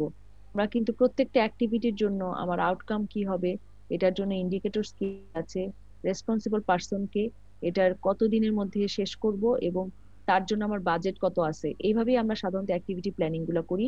আর আরেকটা হচ্ছে গ্যানেট চার্ট, আরেকটা হলো গ্যানেট চার্ট, যে এখানে আমার একটা, আরেকটা হলো গ্যানেট চার্ট, দুটোই আমাদের দিতে হয়। গ্যানেট চার্ট হচ্ছে আমরা কোন কোয়ার্টারে কি করব, টোটালও দিতে পারেন। যেমন প্রত্যেকটা অ্যাক্টিভিটি যখন আমরা করব, যেমন প্রথমে হতে পারে বেসলাইন সার্ভে, তারপরে recruitment of staff, project office rent, তারপরে আপনি একটা একটা করে শুরু, আপনি দিয়েই শুরু করে দিতে পারবেন না। দেখা যায় যে ফার্স্ট কোয়ার্টারে এই কাজগুলো করতেই আমার চলে যায়, যে আমি কি করব, আর প্রথমে অর্গানোগ্রাম দিব, যে অর্গানোগ্রামের মধ্যে আমি দিব না, আমি তো আসলে অ্যানালাইসিস করব, যে প্রথমে সার্ভেটা করতে চাই, আমি কিছু পেজ সার্ভে করব, প্রথম কোয়ার্টারে গিয়েই তো আমি কাজ আকারে গিয়েই ইন্ডিকেটর কাজ শুরু করতে পারবো না। সেই ক্ষেত্রে কিন্তু আমরা ফার্স্ট কোয়ার্টারটাকে রাখি এস্টাবলিশমেন্টের জন্য, যে আমি প্রজেক্ট অফিসটা ভাড়া নিব, আমি তো টাকা পাওয়ার আগে প্রজেক্ট অফিস ভাড়া নিতে পারবো না, আমি প্রজেক্টটা পাবো তারপরে নিব। তো আমার প্রজেক্ট পিরিয়ড যখন থেকে শুরু হবে আফটার রিলিজিং দ্য ফান্ড, মানে ফান্ড এনশিওর করবে হ্যাঁ প্রজেক্ট পেয়ে আপনি কাজ শুরু করেন। তারপরে কি করতে হয়, আমাদেরকে একটা ইনসেপশন রিপোর্ট দিতে হয়। ওই ক্ষেত্রে আমরা কিছু বেসলাইন সার্ভে, তারপরে রিক্রুটমেন্ট অফ প্রজেক্ট স্টাফ, তাদেরকে ট্রেনিং দিব, প্রজেক্ট অফিস ট্রেন করবো। মানুষকে ট্রেনিং না দিলে তাদের জব রেসপন্সিবিলিটি বুঝবে কিভাবে? তো এটা করব। সেই অনুযায়ী আমি প্রত্যেকটা কোয়ার্টারে, যখন এখানে অ্যাওয়ারনেস মিটিং লিখেছি কিন্তু এই কোয়ার্টারে আমি সেটা করি নাই, আমি থার্ড কোয়ার্টার থেকে আমার মেইন অ্যাক্টিভিটি শুরু করলাম। তো দেখা যাচ্ছে আমি থার্ড কোয়ার্টারে 2টা করব, ফোর্থ কোয়ার্টারে 2টা করব, ফিফথ কোয়ার্টারে 1টা করলাম, টোটাল আমি 6টা করলাম। এখানে লিখে দিলাম টোটাল 6টা। এবং সেই ক্ষেত্রে আমার পার্টিসিপেন্টের জন্য জ্ঞানের চার্ট না, এখানে প্রত্যেকটা জায়গায় আমার প্রত্যেকটা অ্যাক্টিভিটির জন্য জ্ঞানের চার্ট করতে হবে। এবং সেই ক্ষেত্রে আমার এইটাও একটা ইম্পর্টেন্ট জিনিস, আমরা এভাবে যদি করতে চাই, যেমন ধরেন অ্যাক্টিভিটিটা কি, অ্যাওয়ারনেস মিটিং, আউটপুটটা কি, competition of the awareness meeting. ইন্ডিকেটরটা কি, ইন্ডিকেটরটা আমি বসাইনি, ইন্ডিকেটরটা আপনি বলেন এখানে কি হবে?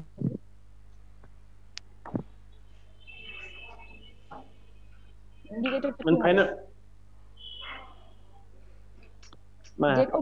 ইন্ডিকেটর আমরা দিব না, এখানে ইন্ডিকেটর লাগে তো। ইন্ডিকেটর একটা নিউমারেটর থাকবে, একটা ডিনোমিনেটর। ফাইনালি আমরা যেটা অ্যাচিভ করলাম যে পার্সেন্টেজ, সেটা ম্যাডাম নিউমারেটর আর ডিনোমিনেটর। অ্যাওয়ারনেস মিটিং এখানে কিন্তু সব মনে করেন 6টা অ্যাওয়ারনেস মিটিং করবেন, সবের একসাথে বলতেছে। তাহলে আমি বলতে পারি যে 60% of the people will be award. এটা নিউমারেটর এবং ডিনোমিনেটর কি হবে এটা আপনি আরেকটা জায়গায় দিয়ে দিতে পারেন, এখানে তো জায়গা হবে না ছকে। নিউমারেটর আর ডিনোমিনেটর আপনাকে কিন্তু জেনে করতে হবে।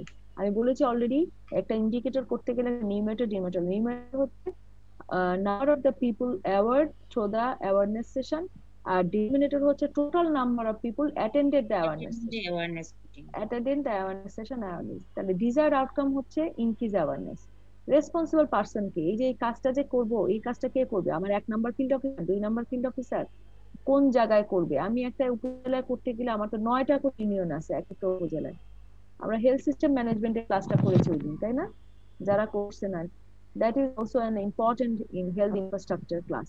তো সেই ক্ষেত্রে আমি যদি মনে করি আমার 9টা ইউনিয়ন আছে উপজেলায়, আমি একটা উপজেলায় আমি নিয়েছি 4 লাখ পপুলেশনকে করবো, আমরা একটা অ্যাজাম্পশন করেছি যে একটা উপজেলায় 4 থেকে 4 লাখ পিপল থাকে। তা আমি কি একদিন সব অ্যাওয়ারনেস শেষ করতে পারবো?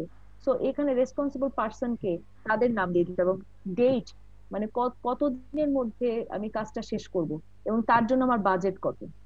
তাহলে আমার প্রত্যেকটা অ্যাক্টিভিটির জন্য কিন্তু আলাদা বাজেট আমার থাকবে, তাই না? তো এই রকম করে আমরা অ্যাক্টিভিটি প্ল্যান করব। অ্যাক্টিভিটির জন্য আমার 2টো চার্ট থাকবে, একটা হলো অ্যাক্টিভিটি প্ল্যান, কাজটা কে করবে, আর একটা হচ্ছে আমার অ্যাক্টিভিটির জ্ঞানের চার্ট। এটা হলো টোটালটা, মানে আমি টোটাল 2 বছরেরটা এক জায়গায় দিব। আর ওইখানে আমি কোয়ার্টারলিও অ্যাক্টিভিটি প্ল্যান দিতে পারি, যে আমার এইভাবে করে অ্যাক্টিভিটি প্ল্যানের প্রত্যেকটার জন্য রেসপন্সিবল পারসনকে ইয়ে করে, অথবা আমি অ্যাক্টিভিটি বেজ একটা করে অ্যাক্টিভিটি প্ল্যান দিতে পারি। এটা গেল total activity scheduling or activity plan. এখন আসেন, এখানে আমি একটা হাই স্কুল ড্রপ আউটকে আমি হাইলাইট করছি। হাই স্কুল ড্রপ আউট এটা আমার একটা প্রজেক্ট, আমার একটা প্রবলেম কি, সেটা আমি দেখেছি।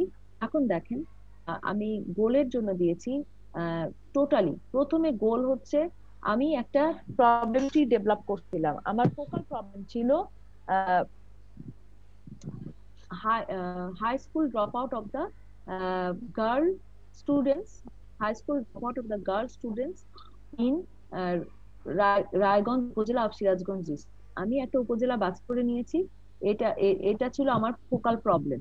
তো আমার এই জন্য দেখা গেছে যে আমার কনসিকুয়েন্সেস ছিল যে drop out of education and তাতে হচ্ছে যে তাদের প্রোডাক্টিভিটি লস হচ্ছে, loss of productivity of the girl students and decrease economic condition হয়ে যাচ্ছে, এবং একটা ইলিটারেট মাদার মানে একটা ইলিটারেট জাতি, তাই না? আমি একটা আনপ্রোডাক্টিভ নেশন এবং আনএডুকেটেড নেশন পাচ্ছি এটার জন্য। তো সেই ক্ষেত্রে আমার গোল হবে ensure the education of the girl students and to improve the socio-economic condition of the girl students of the Raiganj upazila high school দিতে পারি আমরা। গার্ল স্টুডেন্টস মানে girl students of high school level, মানে আমি দেখবো 10 বছরের উপরে যান, ঠিক আছে? এটা হলো আমার গোল। সেই ক্ষেত্রে আমি চিন্তা করতে পারি যে 30% গার্লস will be আসলে এডুকেটেড হবে না, will ensure their education by this project. আমি যদি এখানে will be educated তার একবারে 2 বছরের মধ্যে তো একটা গার্ল এডুকেটেড হয়ে যাবে না। 30% girls education will be ensured. এখন এটার মানে কি? এটার মানে হচ্ছে যে আমি হয়তো গার্ল ওখানে আছে আপনার মনে করেন 50,000, আমার প্রজেক্টের মাধ্যমে আমি যে সব গার্লের এডুকেশনকে এনশিওর করতে পারবো, আমাকে তো একটা অ্যাচিভমেন্ট দেখাতে হবে। আমি মনে করলাম যে আমি 30%, ইজ ভেরি লেস, আমি করছি নিতে অ্যাজাম্পশন করছি যে 30%। And BBS statistics of board of education, Bangladesh board of statistics এর মাধ্যমে আমরা তাদের শিক্ষার হার পরবর্তীতে দেখতে পারি যে আগামী 2-3 বছর পরে, অথবা এখানে আরো অনেক কিছু করা যায় যেগুলো আমরা ছোট ছোট করে করব। এটা কিন্তু long term. 30% girls education will be ensured by this project. এইটা কি will educated অথবা will education will be ensured, এটা আমি 2 বছরের প্রজেক্টে বুঝতে পারবো। ওর মানে কি একটা গার্ল স্টুডেন্ট তো 6 থেকে 10 পর্যন্ত পড়ছে কিনা, এসএসসি পরীক্ষা দিছে কিনা, এটা কিন্তু লং টার্ম, তাই না? গোল কিন্তু কখনো প্রজেক্টের দিয়ে অ্যাচিভ করা যাবে না। will be ensured by project যদিও বলা হয়েছে, তার মানে এটা আপনার বুঝতে হবে এটা প্রজেক্টের মাধ্যমে না, এটা আসলে লং টার্ম। আমি হয়তো 4 বছর পরে দেখলাম যে 5 বছর দেখলাম যে এতজন এসএসসি পরীক্ষা দিছে গার্ল স্টুডেন্ট এই উপজেলা থেকে, আমি পাবো না? আমি আমাদের এডুকেশন মিনিস্ট্রি বা ব্যুরো অফ স্ট্যাটিস্টিক্স বা আমি যদি যখন আমি জেএসসি পিএস পরীক্ষা হোক অথবা আমি, তাহলে তো আমি একটা রেজাল্ট পাবো ওই উপজেলা থেকে। আমি রেজাল্টটা নিব যে দেখবো যে গার্ল স্টুডেন্টের এডুকেশন সংখ্যা আমার প্রজেক্টের কারণে, আবার অ্যাওয়ারনেস বিল্ড আপের কারণে আস্তে আস্তে মানুষের অ্যাটিটিউড চেঞ্জ হতে সময় লাগবে। আরেকটা আমি পারপাস দিলাম to reduce high school drop out of the girl students in, আমি ডট ডট ডট দিছি কারণ এগুলাতে সবগুলোতে প্লেস বসবে, আমি ওই জায়গায় বলতেছি। আমি পুরো বাংলাদেশের তো 2 বছরে গার্ল স্টুডেন্টের হাই স্কুল ড্রপ আউট করতে পারবো না। Is it possible?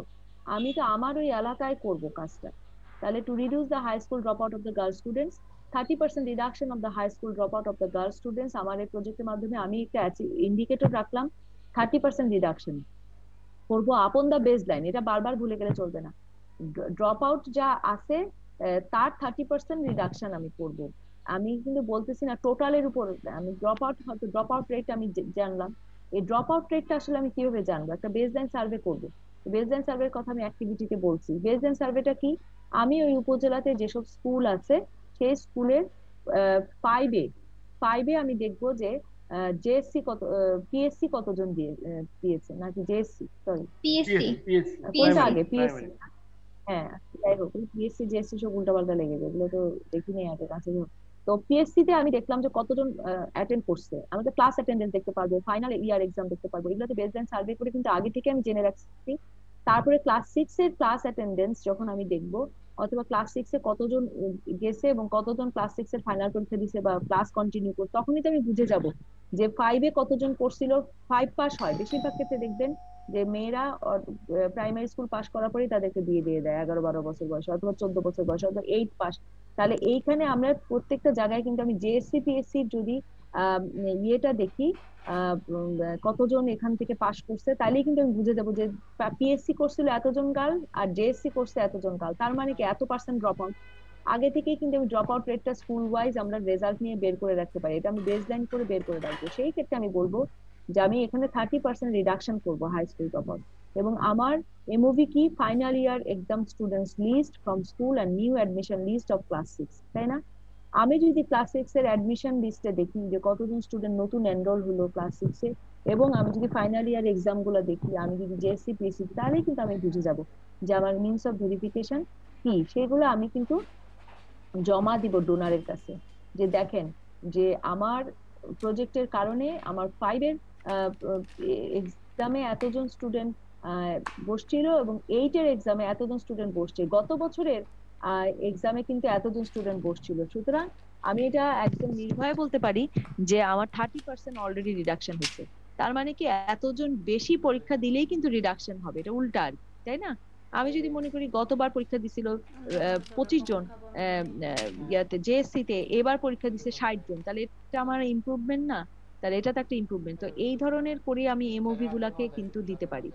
আউটপুট, এখন আউটপুট আসেনি, কি আপনারা আউটপুট করেছেন প্রবলেম ট্রিতে, তো এগুলা কজের আউটপুট। আমার এখানে প্রবলেমের কজগুলা ছিল আমার আর্লি ম্যারেজ, তারপরে পোভার্টি, বাবা মা পোভার্টির কারণে বিয়ে দিয়ে দেয়, তারপরে সিকিউরিটি নাই, ইগনোরেন্ট প্যারেন্টস, তারপরে হচ্ছে এগুলার জন্য আমি কি কি করব। তো আমি বলেছি রিডিউস আর্লি ম্যারেজের জন্য আমি 20% রিডাকশন করবো আর্লি ম্যারেজকে। তো সেখানে আমি রিডাকশন করার জন্য কাজী ম্যারেজ রেজিস্টারকে দেখবো, সাপোর্টিং ডকুমেন্ট গুলাকে দেখবো, ভোটার লিস্ট দেখবো, ইমিউনাইজেশন কার্ড, এনআইডি। তাহলে এগুলো আমার দেখতে হবে যে 18 বছরের উপরে তারা কিনা, নিচে কিনা, আর্লি ম্যারেজ হয়েছে কিনা। তো সেটা আমি কিভাবে বুঝবো? মিনস অফ ভেরিফিকেশন হচ্ছে আমার কাজের রেজিস্টার দেখতে হবে, তাদের সাপোর্টিং ডকুমেন্ট নিতে হবে, ভোটার লিস্ট নিতে হবে, ইমিউনাইজেশন কার্ড, এনআইডি এগুলো করতে হবে।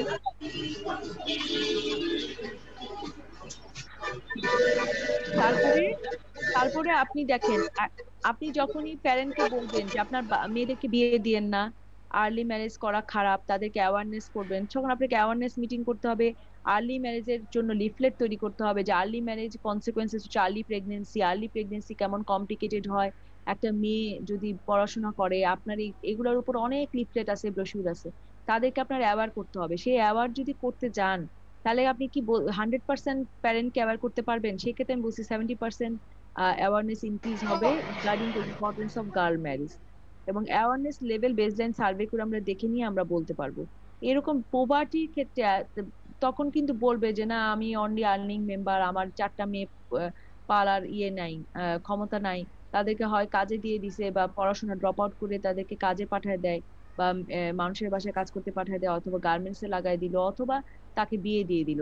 সেই ক্ষেত্রে যদি আপনি বলতে পারেন যে না ঠিক আছে, আমার প্রজেক্টের মাধ্যমে আমার পোভার্টি রিডাকশনের জন্য আপনাদেরকে এই করবো, আপনি করতে পারেন 10টা হাউস হোল্ডকে আপনি 10টা গরু কিনে দিতে পারেন, আপনি তাদেরকে জন্য ল্যান্ড বরোয়িং এর জন্য কিছু মানি দিতে পারেন, সিড ল্যান্ড দিতে পারেন, অনেক কিছুই করা যায়। কিন্তু সেই ক্ষেত্রে কিন্তু সোশিও ইকোনমিক স্ট্যাটাস ইন্ডিকেটর ও ওয়েলথ ইন্ডেক্স দেখে আমরা তাদেরকে দিব। এবং 10% রিডাকশন অফ পোভার্টি আমি কিন্তু খুব কম ধরছি, দেখবেন ইন্ডিকেটর, কারণ poverty reduction is very tough এবং এটা কিন্তু সহজে বোঝা যায় না।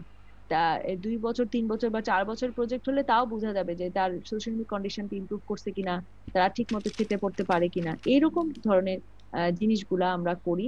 এবং আর্লি ম্যারেজে রিডিউসের জন্য এখানে 2বার আসলো কেন? ওকে, সো এটা হচ্ছে অন্য জিনিস। সেটা হচ্ছে অবজেক্টিভ অনুযায়ী যদি আমরা কোনো অ্যাক্টিভিটি বা টার্গেট করতে যাই এবং অ্যাক্টিভিটি প্ল্যান করতে যাই, এটা হলো আমার অ্যাক্টিভিটি প্ল্যান।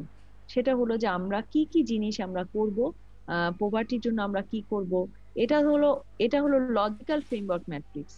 আর এটা হয়েছে যে এটা একটা করতে হয় অ্যাক্টিভিটি প্ল্যান, যেটা আমি বলেছিলাম যে বিভিন্ন জায়গায় কয়টা করে অ্যাক্টিভিটি থাকবে, কয়টা কি থাকবে অ্যাক্টিভিটি প্ল্যানের। এটা আরেকটা টেবিল। একটা হলো যে টোটাল, যে এতগুলো মিটিং হবে, এটার ইন্ডিকেটর ডিজায়ার্ড আউটকাম যেটা একটা দেখালাম। আরেকটা হলো একটা হলো জ্ঞানের চার্ট টোটাল। আরেকটা হলো প্রত্যেকটা কাজের জন্য রেসপন্সিবল পার্সন এবং তার বাজেট কত। আর আরেকটা হচ্ছে প্রত্যেকটা কাজ আসলে কি কি হবে।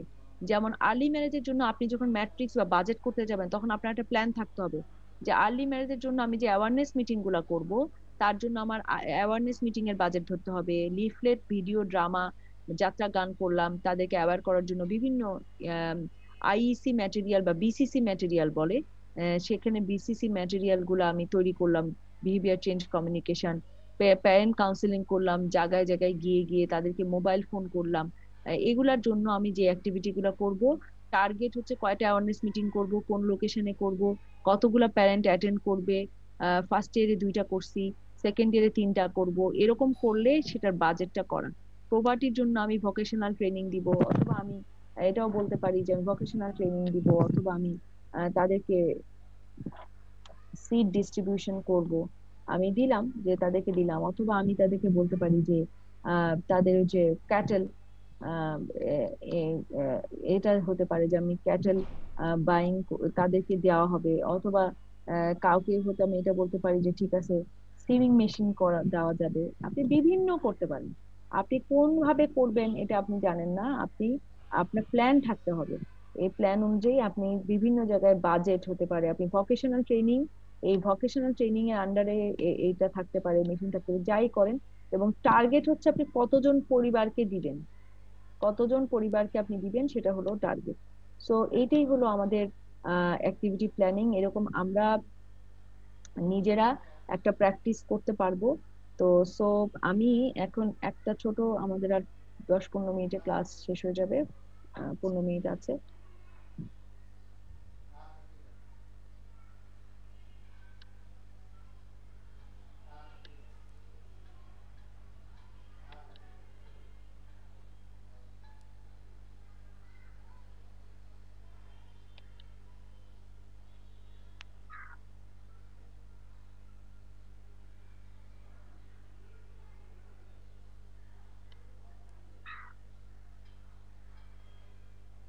আপনারা কি আমার সাথে আছেন না ঘুমায় পড়ছেন? সবাই তো ভিডিও অফ, আমি তো বুঝতেছি না। দেখুন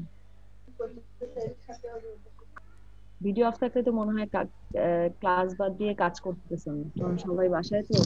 অনেকে সকালে ব্রেকফাস্ট করে না, তো সকালে আমি ক্লাস 9:30 থেকেও নিতে পারি, আপনাদের জন্যই 9টায় না বলছেন। আচ্ছা, ব্রেকফাস্টের জন্য কি ব্রেক দিব না কন্টিনিউ করব? না ম্যাডাম, কয় মিনিট দরকার। আচ্ছা, এটা কি চিনা যায়? মোহাম্মদ আজিজেরটা বের করলাম। এখন এটা থেকে একটা লক পেন বানাবো আমরা, ঠিক আছে? তো প্রবলেমটা কি ছিল? প্রবলেম ছিল সেকেন্ডারি স্কুল ড্রপ আউট। কার? এই সেকেন্ডারি সাধারণত ছেলেদের কম হয়, হ্যাঁ ছেলেদেরও হতে পারে, but secondary school drop out আপনি দিয়েছেন কজের চিহ্ন কই? এই ডিরেক্ট কজ থেকে তো এটার মধ্যে যাবে। আজিজ সাহেব কি চলে গেছেন? না না, জি ম্যাডাম, আছি ম্যাডাম। এই পোভার্টি থেকে তীর চিহ্ন, এখান থেকে তীর জি ম্যাডাম, জি ম্যাডাম, ওগুলো আসলে আপনি অনেক সময় করতে পারো, ওগুলো ভুলে গেছি আসলে। আপনি ডিরেক্ট কজ দিয়েছেন পোভার্টি, ঠিক আছে, নট ইন্টারেস্টিং এন্ড অ্যাট্রাকটিভ, ঠিক আছে, স্কুলের কোনো অ্যাট্রাকটিভ এডুকেশন ফ্যাসিলিটি নাই, lack of influencing on education of school authority, তে একই হয়ে গেল। আরেকটা হচ্ছে যে আমি কিন্তু এখানে অনেকগুলা, যদি আপনি এটাই দেন আপনার সাথে আমার মিলে গেল, আমি জানি না। তো এখানে আর্লি ম্যারেজটা কিন্তু আমি ওই দিনও বলেছি, early marriage is a direct cause. Early ম্যারেজের কারণে ড্রপ আউটের কারণে আর্লি ম্যারেজ হয় না, আর্লি ম্যারেজের কারণে ড্রপ আউট হয়। সো আর্লি ম্যারেজ তো কনসিকুয়েন্সেস না, কনসিকুয়েন্সেস হচ্ছে adolescent pregnancy and broken health.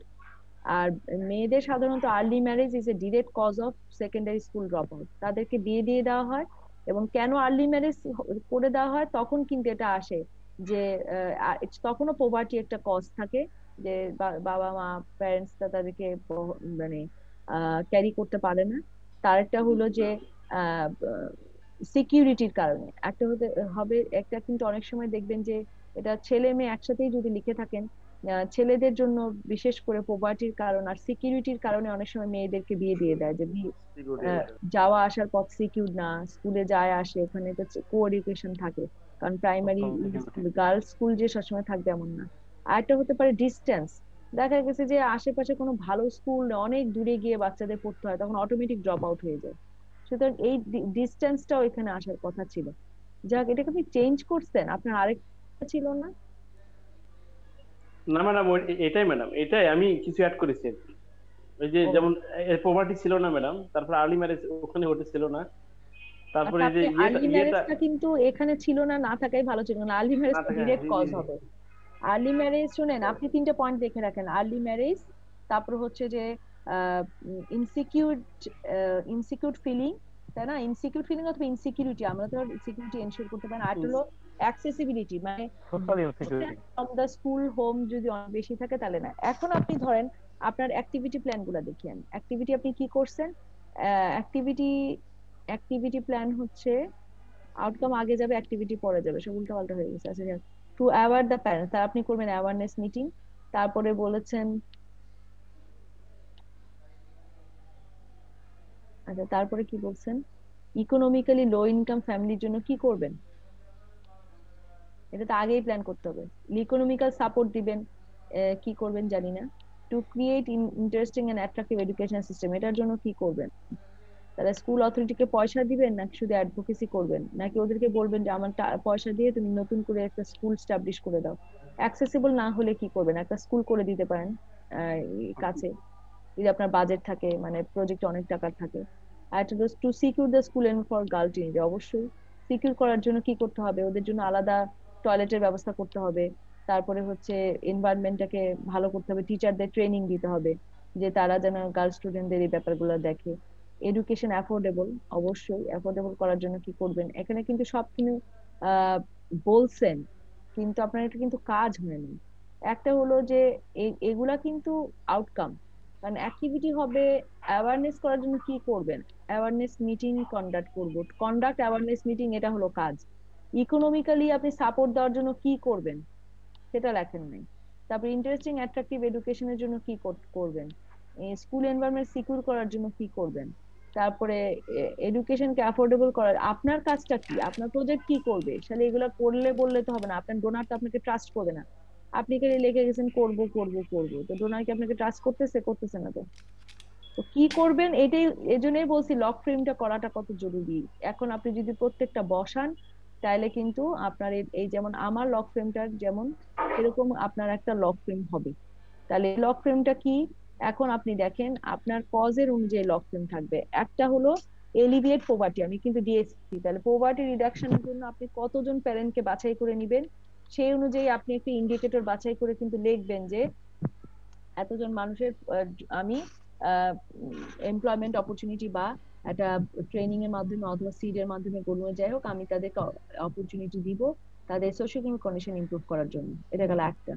তারপর আর্লি ম্যারেজ একটা কজ, ধরেন আর্লি ম্যারেজকে করার জন্য আমি কাজী, তারপরে হচ্ছে প্যারেন্ট এবং টিচার্সকে অ্যাওয়ারনেস মিটিং করব, এবং দরকার হলে কাজীদেরকে ইনসেনটিভ দেওয়া হবে যে আপনারা কোনো আর্লি ম্যারেজ করতে পারবেন না। এখন অ্যাওয়ারনেস করবেন যে 18 বছর নিচে কোনো বাচ্চা কোনো মেয়েদেরকে ইলিগাল ওয়েতে কোনো ম্যারেজ যাতে না হয় সেটা এনশিওর করতে হবে। এবং টিচারকেও বলতে হবে যে এই 18 বছর নিচে বাচ্চাদের বা মেয়েদের যাতে আর্লি ম্যারেজ না হয় সেজন্য আপনারা তাদেরকে অ্যাওয়্যার করবেন, এবং এটা তাদের দায়িত্ব।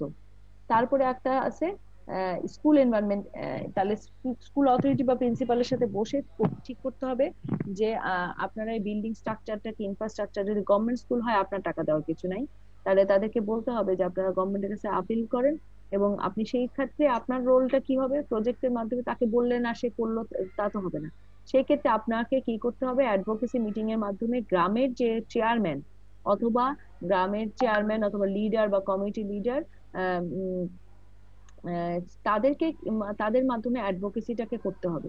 অ্যাডভোকেসি করে এই স্কুলের নামটাকে উঠায় এখানে একটা প্যানেল যোগ করে দিতে হবে, এবং তাদেরকে বলতে হবে যে আমার এই স্কুলের ইমপ্রুভমেন্ট দরকার, এবং সেটার জন্য তারা আপিল করবে। এখানে অনেক গভর্নমেন্ট অফিসারও থাকে, এডুকেশন বোর্ড বা যেখানে করলে হবে, তাই এই অ্যাডভোকেসিটা আপনি প্রজেক্টের মাধ্যমে করে দিবেন ওই স্কুলটা যাতে ইনফ্রাস্ট্রাকচারটা উন্নত হয়ে যায়, একটা পারমিশন বের করে আনবেন।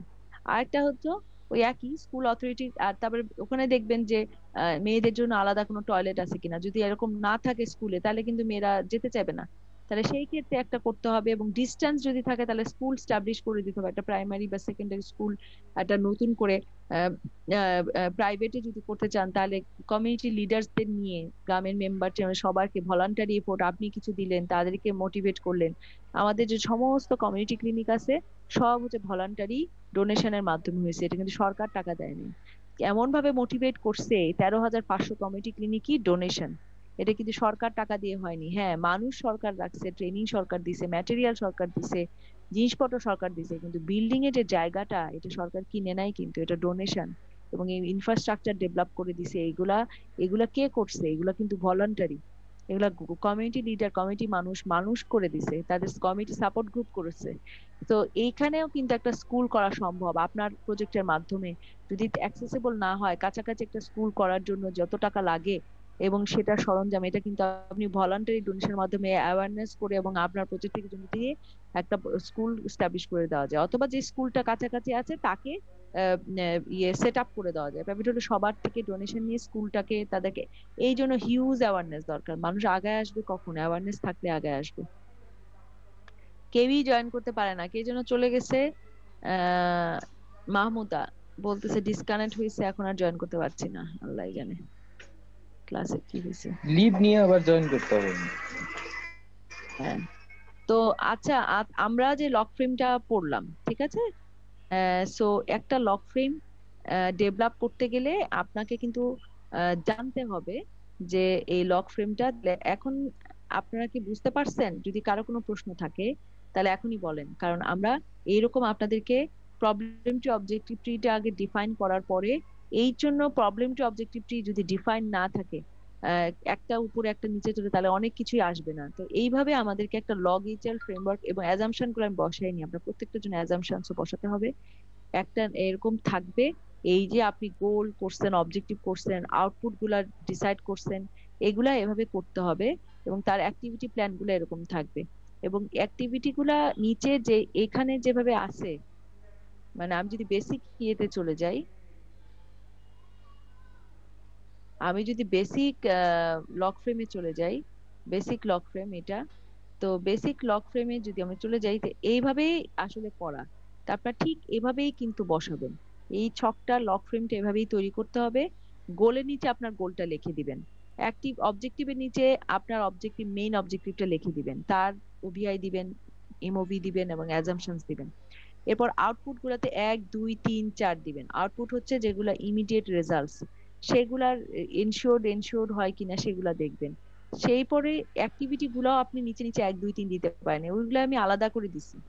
আমি অ্যাক্টিভিটি গুলা তো এক একটা কোনো অবজেক্টিভের আন্ডারে অ্যাক্টিভিটি গুলা থাকবে, এক একটা কোনো অবজেক্টিভের আন্ডারে থাকবে।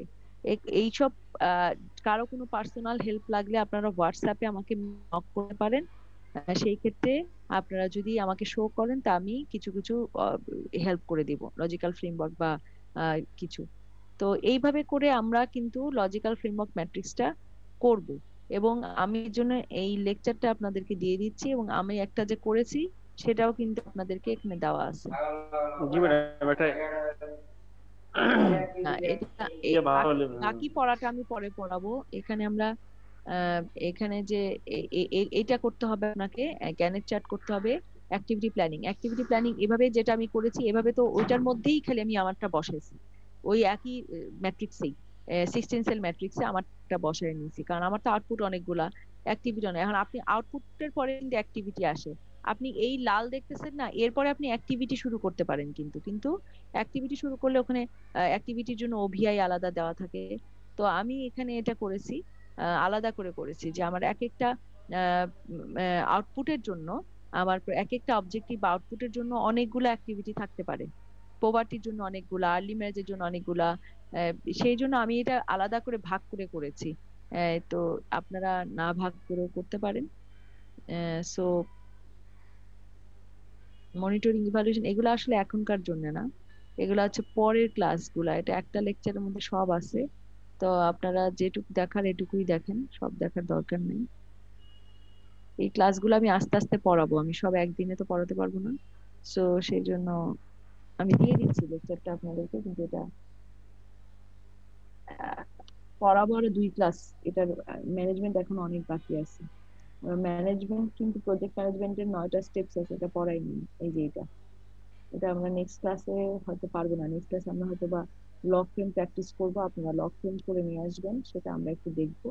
তো তারপরের ক্লাসে আমরা প্রজেক্ট ম্যানেজমেন্ট পড়াবো, তারপরের ক্লাসে মনিটরিং ইভালুয়েশন, 4টা ক্লাস নিতে নিবই, 4টা 5টা করে আছে। তো ঠিক আছে, আপনাদের কোনো প্রবলেম হলে এটা প্র্যাকটিক্যালি গ্রুপ ওয়াইজও করতে পারেন, নিজে একজন একজনটাকে শেয়ার করলেন, নিজেরা যদি নিজেরা করেন তাহলে একজন একজনকে হেল্প করতে পারবেন। তো এখন তাহলে আমরা ক্লাস শেষ করি, আমি এটাকে ম্যাডাম লক ফ্রেম মানে সবার লক ফ্রেম করতে হবে।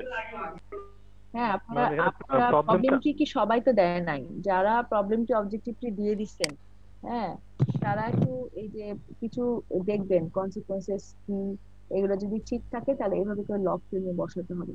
আর প্রজেক্ট প্রপোজাল কিন্তু ডেভেলপ করতে শুরু করতে বলছিলেন, ব্যাকগ্রাউন্ড রেশনাল লিখে ফেলবেন, আর আদারওয়াইজ লক ফ্রেম যদি না করেন তাহলে তো শিখবেন না। লক ফ্রেম বসানোর পরে বুঝতে পারবেন যে কিভাবে করতে হবে। অনেকের অনেক কিছু হতে পারে যে নাও পারতে পারেন, তো এরকম করে লক ফ্রেম গুলোর আগে প্রবলেমটা অবজেক্টিভটা ডিফাইন কিনা, ঠিক আছে কিনা, এটা আগে দেখেন।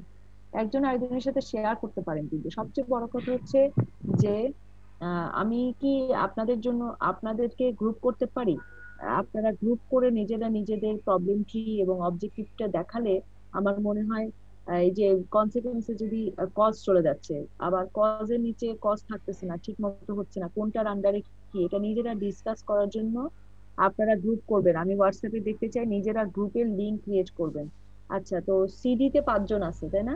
জি ম্যাডাম, আমরা ম্যাডাম আমরা 5 জন করে ফেলাই ম্যাডাম। আমরা একটা হ্যাঁ, গ্রুপ আপনারা 5 জন বসবেন কবে সেটা বলে দেন। 5 জন বসবেন কবে? ম্যাডাম বলবে ম্যাডাম 2-1 মধ্যে বলবো।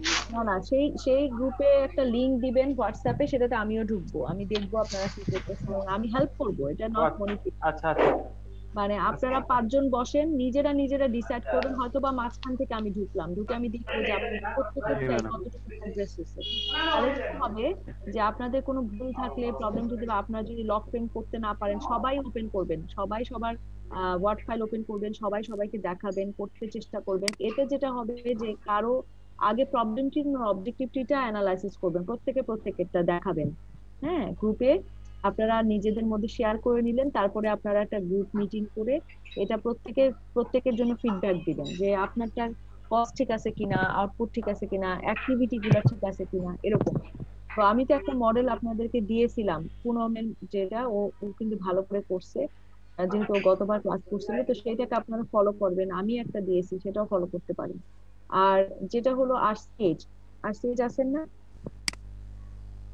জি ম্যাডাম। হ্যাঁ, আপনি আছেন, সানোয়ারা আছেন, তাহলে আপনারা কোন দিন বসবেন রাতে আপনাদের প্রবলেমটা অবজেক্টিভ নিয়ে, সেটা কালকে রাতে হতে পারে, পরশু রাতে হতে পারে, আপনারা আপনাদেরটা করেন এবং আমাকে লিংক দিবেন। আপনারা প্রত্যেক গ্রুপে হোয়াটসঅ্যাপে একটা করে লিংক দিবেন, জানি কোনটা আসছে কোনটা আসছে, আমি ঢুকবো। তো আমি থাকলে যেটা হবে যে আপনাদের প্র্যাকটিক্যাল ক্লাস, তো ওটাতে আমি বলে দিলে আপনাদের জন্য সুবিধা হবে।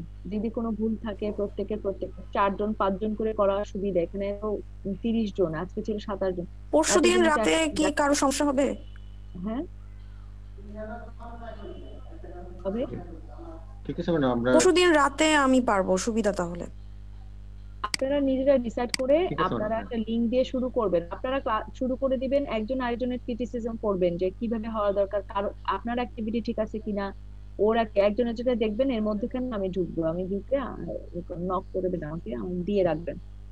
আচ্ছা, আর গ্রুপ আছে কে? আরেকজন আছে হেলথ এডুকেশনের, কে ছিল যেন? আসসালামু আলাইকুম ম্যাম, আমি আছি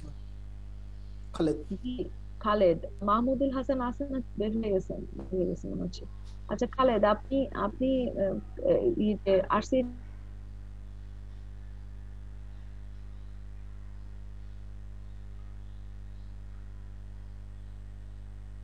পাঁচজন হয়ে যাবে, তাহলে আপনারা 4 জন মনে হয়। মমতাজ আছে, সানোয়ারা, কাজী হাবিব, খালেদকে নিবেন। আর এনসিডি 3টা গ্রুপে ভাগ হবে। যদি আপনারা 2টা গ্রুপে হতে পারেন। ম্যাডাম আমি আরসিএইচ এ আইরিন সুলতান আছি তো ম্যাডাম। ও আচ্ছা, আইরিন, আমরা আপনাকে দেখি নাই। আপনি আছেন আইরিন, কাজী হাবিব, সানোয়ারা, মমতাজ, মেরি আর খালেদ মিলে 5 জনের একটা গ্রুপ করবেন, ঠিক আছে? ওই দিন আপনারা যেদিনই করেন সেদিন আমি কি দেখবো, আমাদের হোয়াটসঅ্যাপে ঠিক রাখবেন। আচ্ছা, আর এনসিডি হ্যাঁ মামুন, আপনাদের প্রথম 5 জনের একটা গ্রুপ করেন, পরের 5 জনের একটা গ্রুপ করবেন, তারপর যদি কেউ বাকি থাকে ওদের গ্রুপে ঢুকে যাবে, ঠিক আছে? আচ্ছা, রেফায়েতের কি খবর? রেফায়েত কিন্তু একটা ক্লাসে, ওকে এই কোর্সটা করছে না নাকি? বাকি 3টা কোর্স করতেছে, স্ক্রিনিং, রিস্ক অ্যাসেসমেন্ট আর গ্লোবাল হেলথ।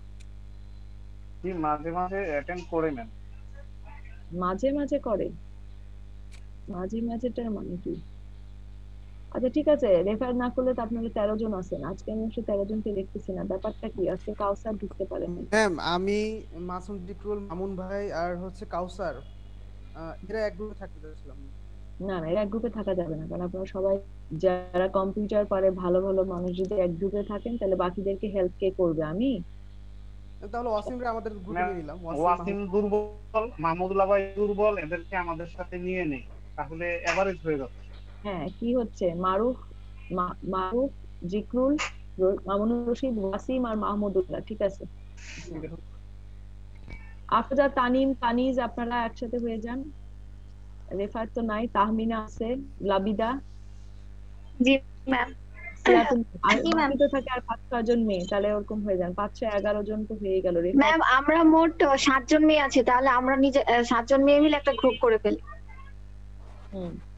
আপনারা 2টা গ্রুপে করেন, আপনারা ডিফারেন্ট ডেটে দিন, একই দিনে 2 জায়গায় ঢুকতে পারবেন। আপনারা যে কোনো টাইম শুনেন, যারা পারবেন সকালবেলা করতে সকালবেলা করেন, যদি দুপুরে করতে পারেন দুপুরে, সবাই রাত্রেবেলা করেন না, তাহলে তো আমাদের প্রত্যেক গ্রুপে আমার পুরা সপ্তাহ চলে যাবে, আমার বাচ্চা খেপে যাবে, কয় আমি নাকি সারাদিনই কাজ করি, ওদেরকে সময় দিই না। রাতের বেলাও আমার সারাদিনই এগুলাই থাকে, প্রত্যেক দিনই কারো না কারো। গ্রুপ করার চেষ্টা করেন, সমস্যা নাই, এটা আমি এমনি বললাম।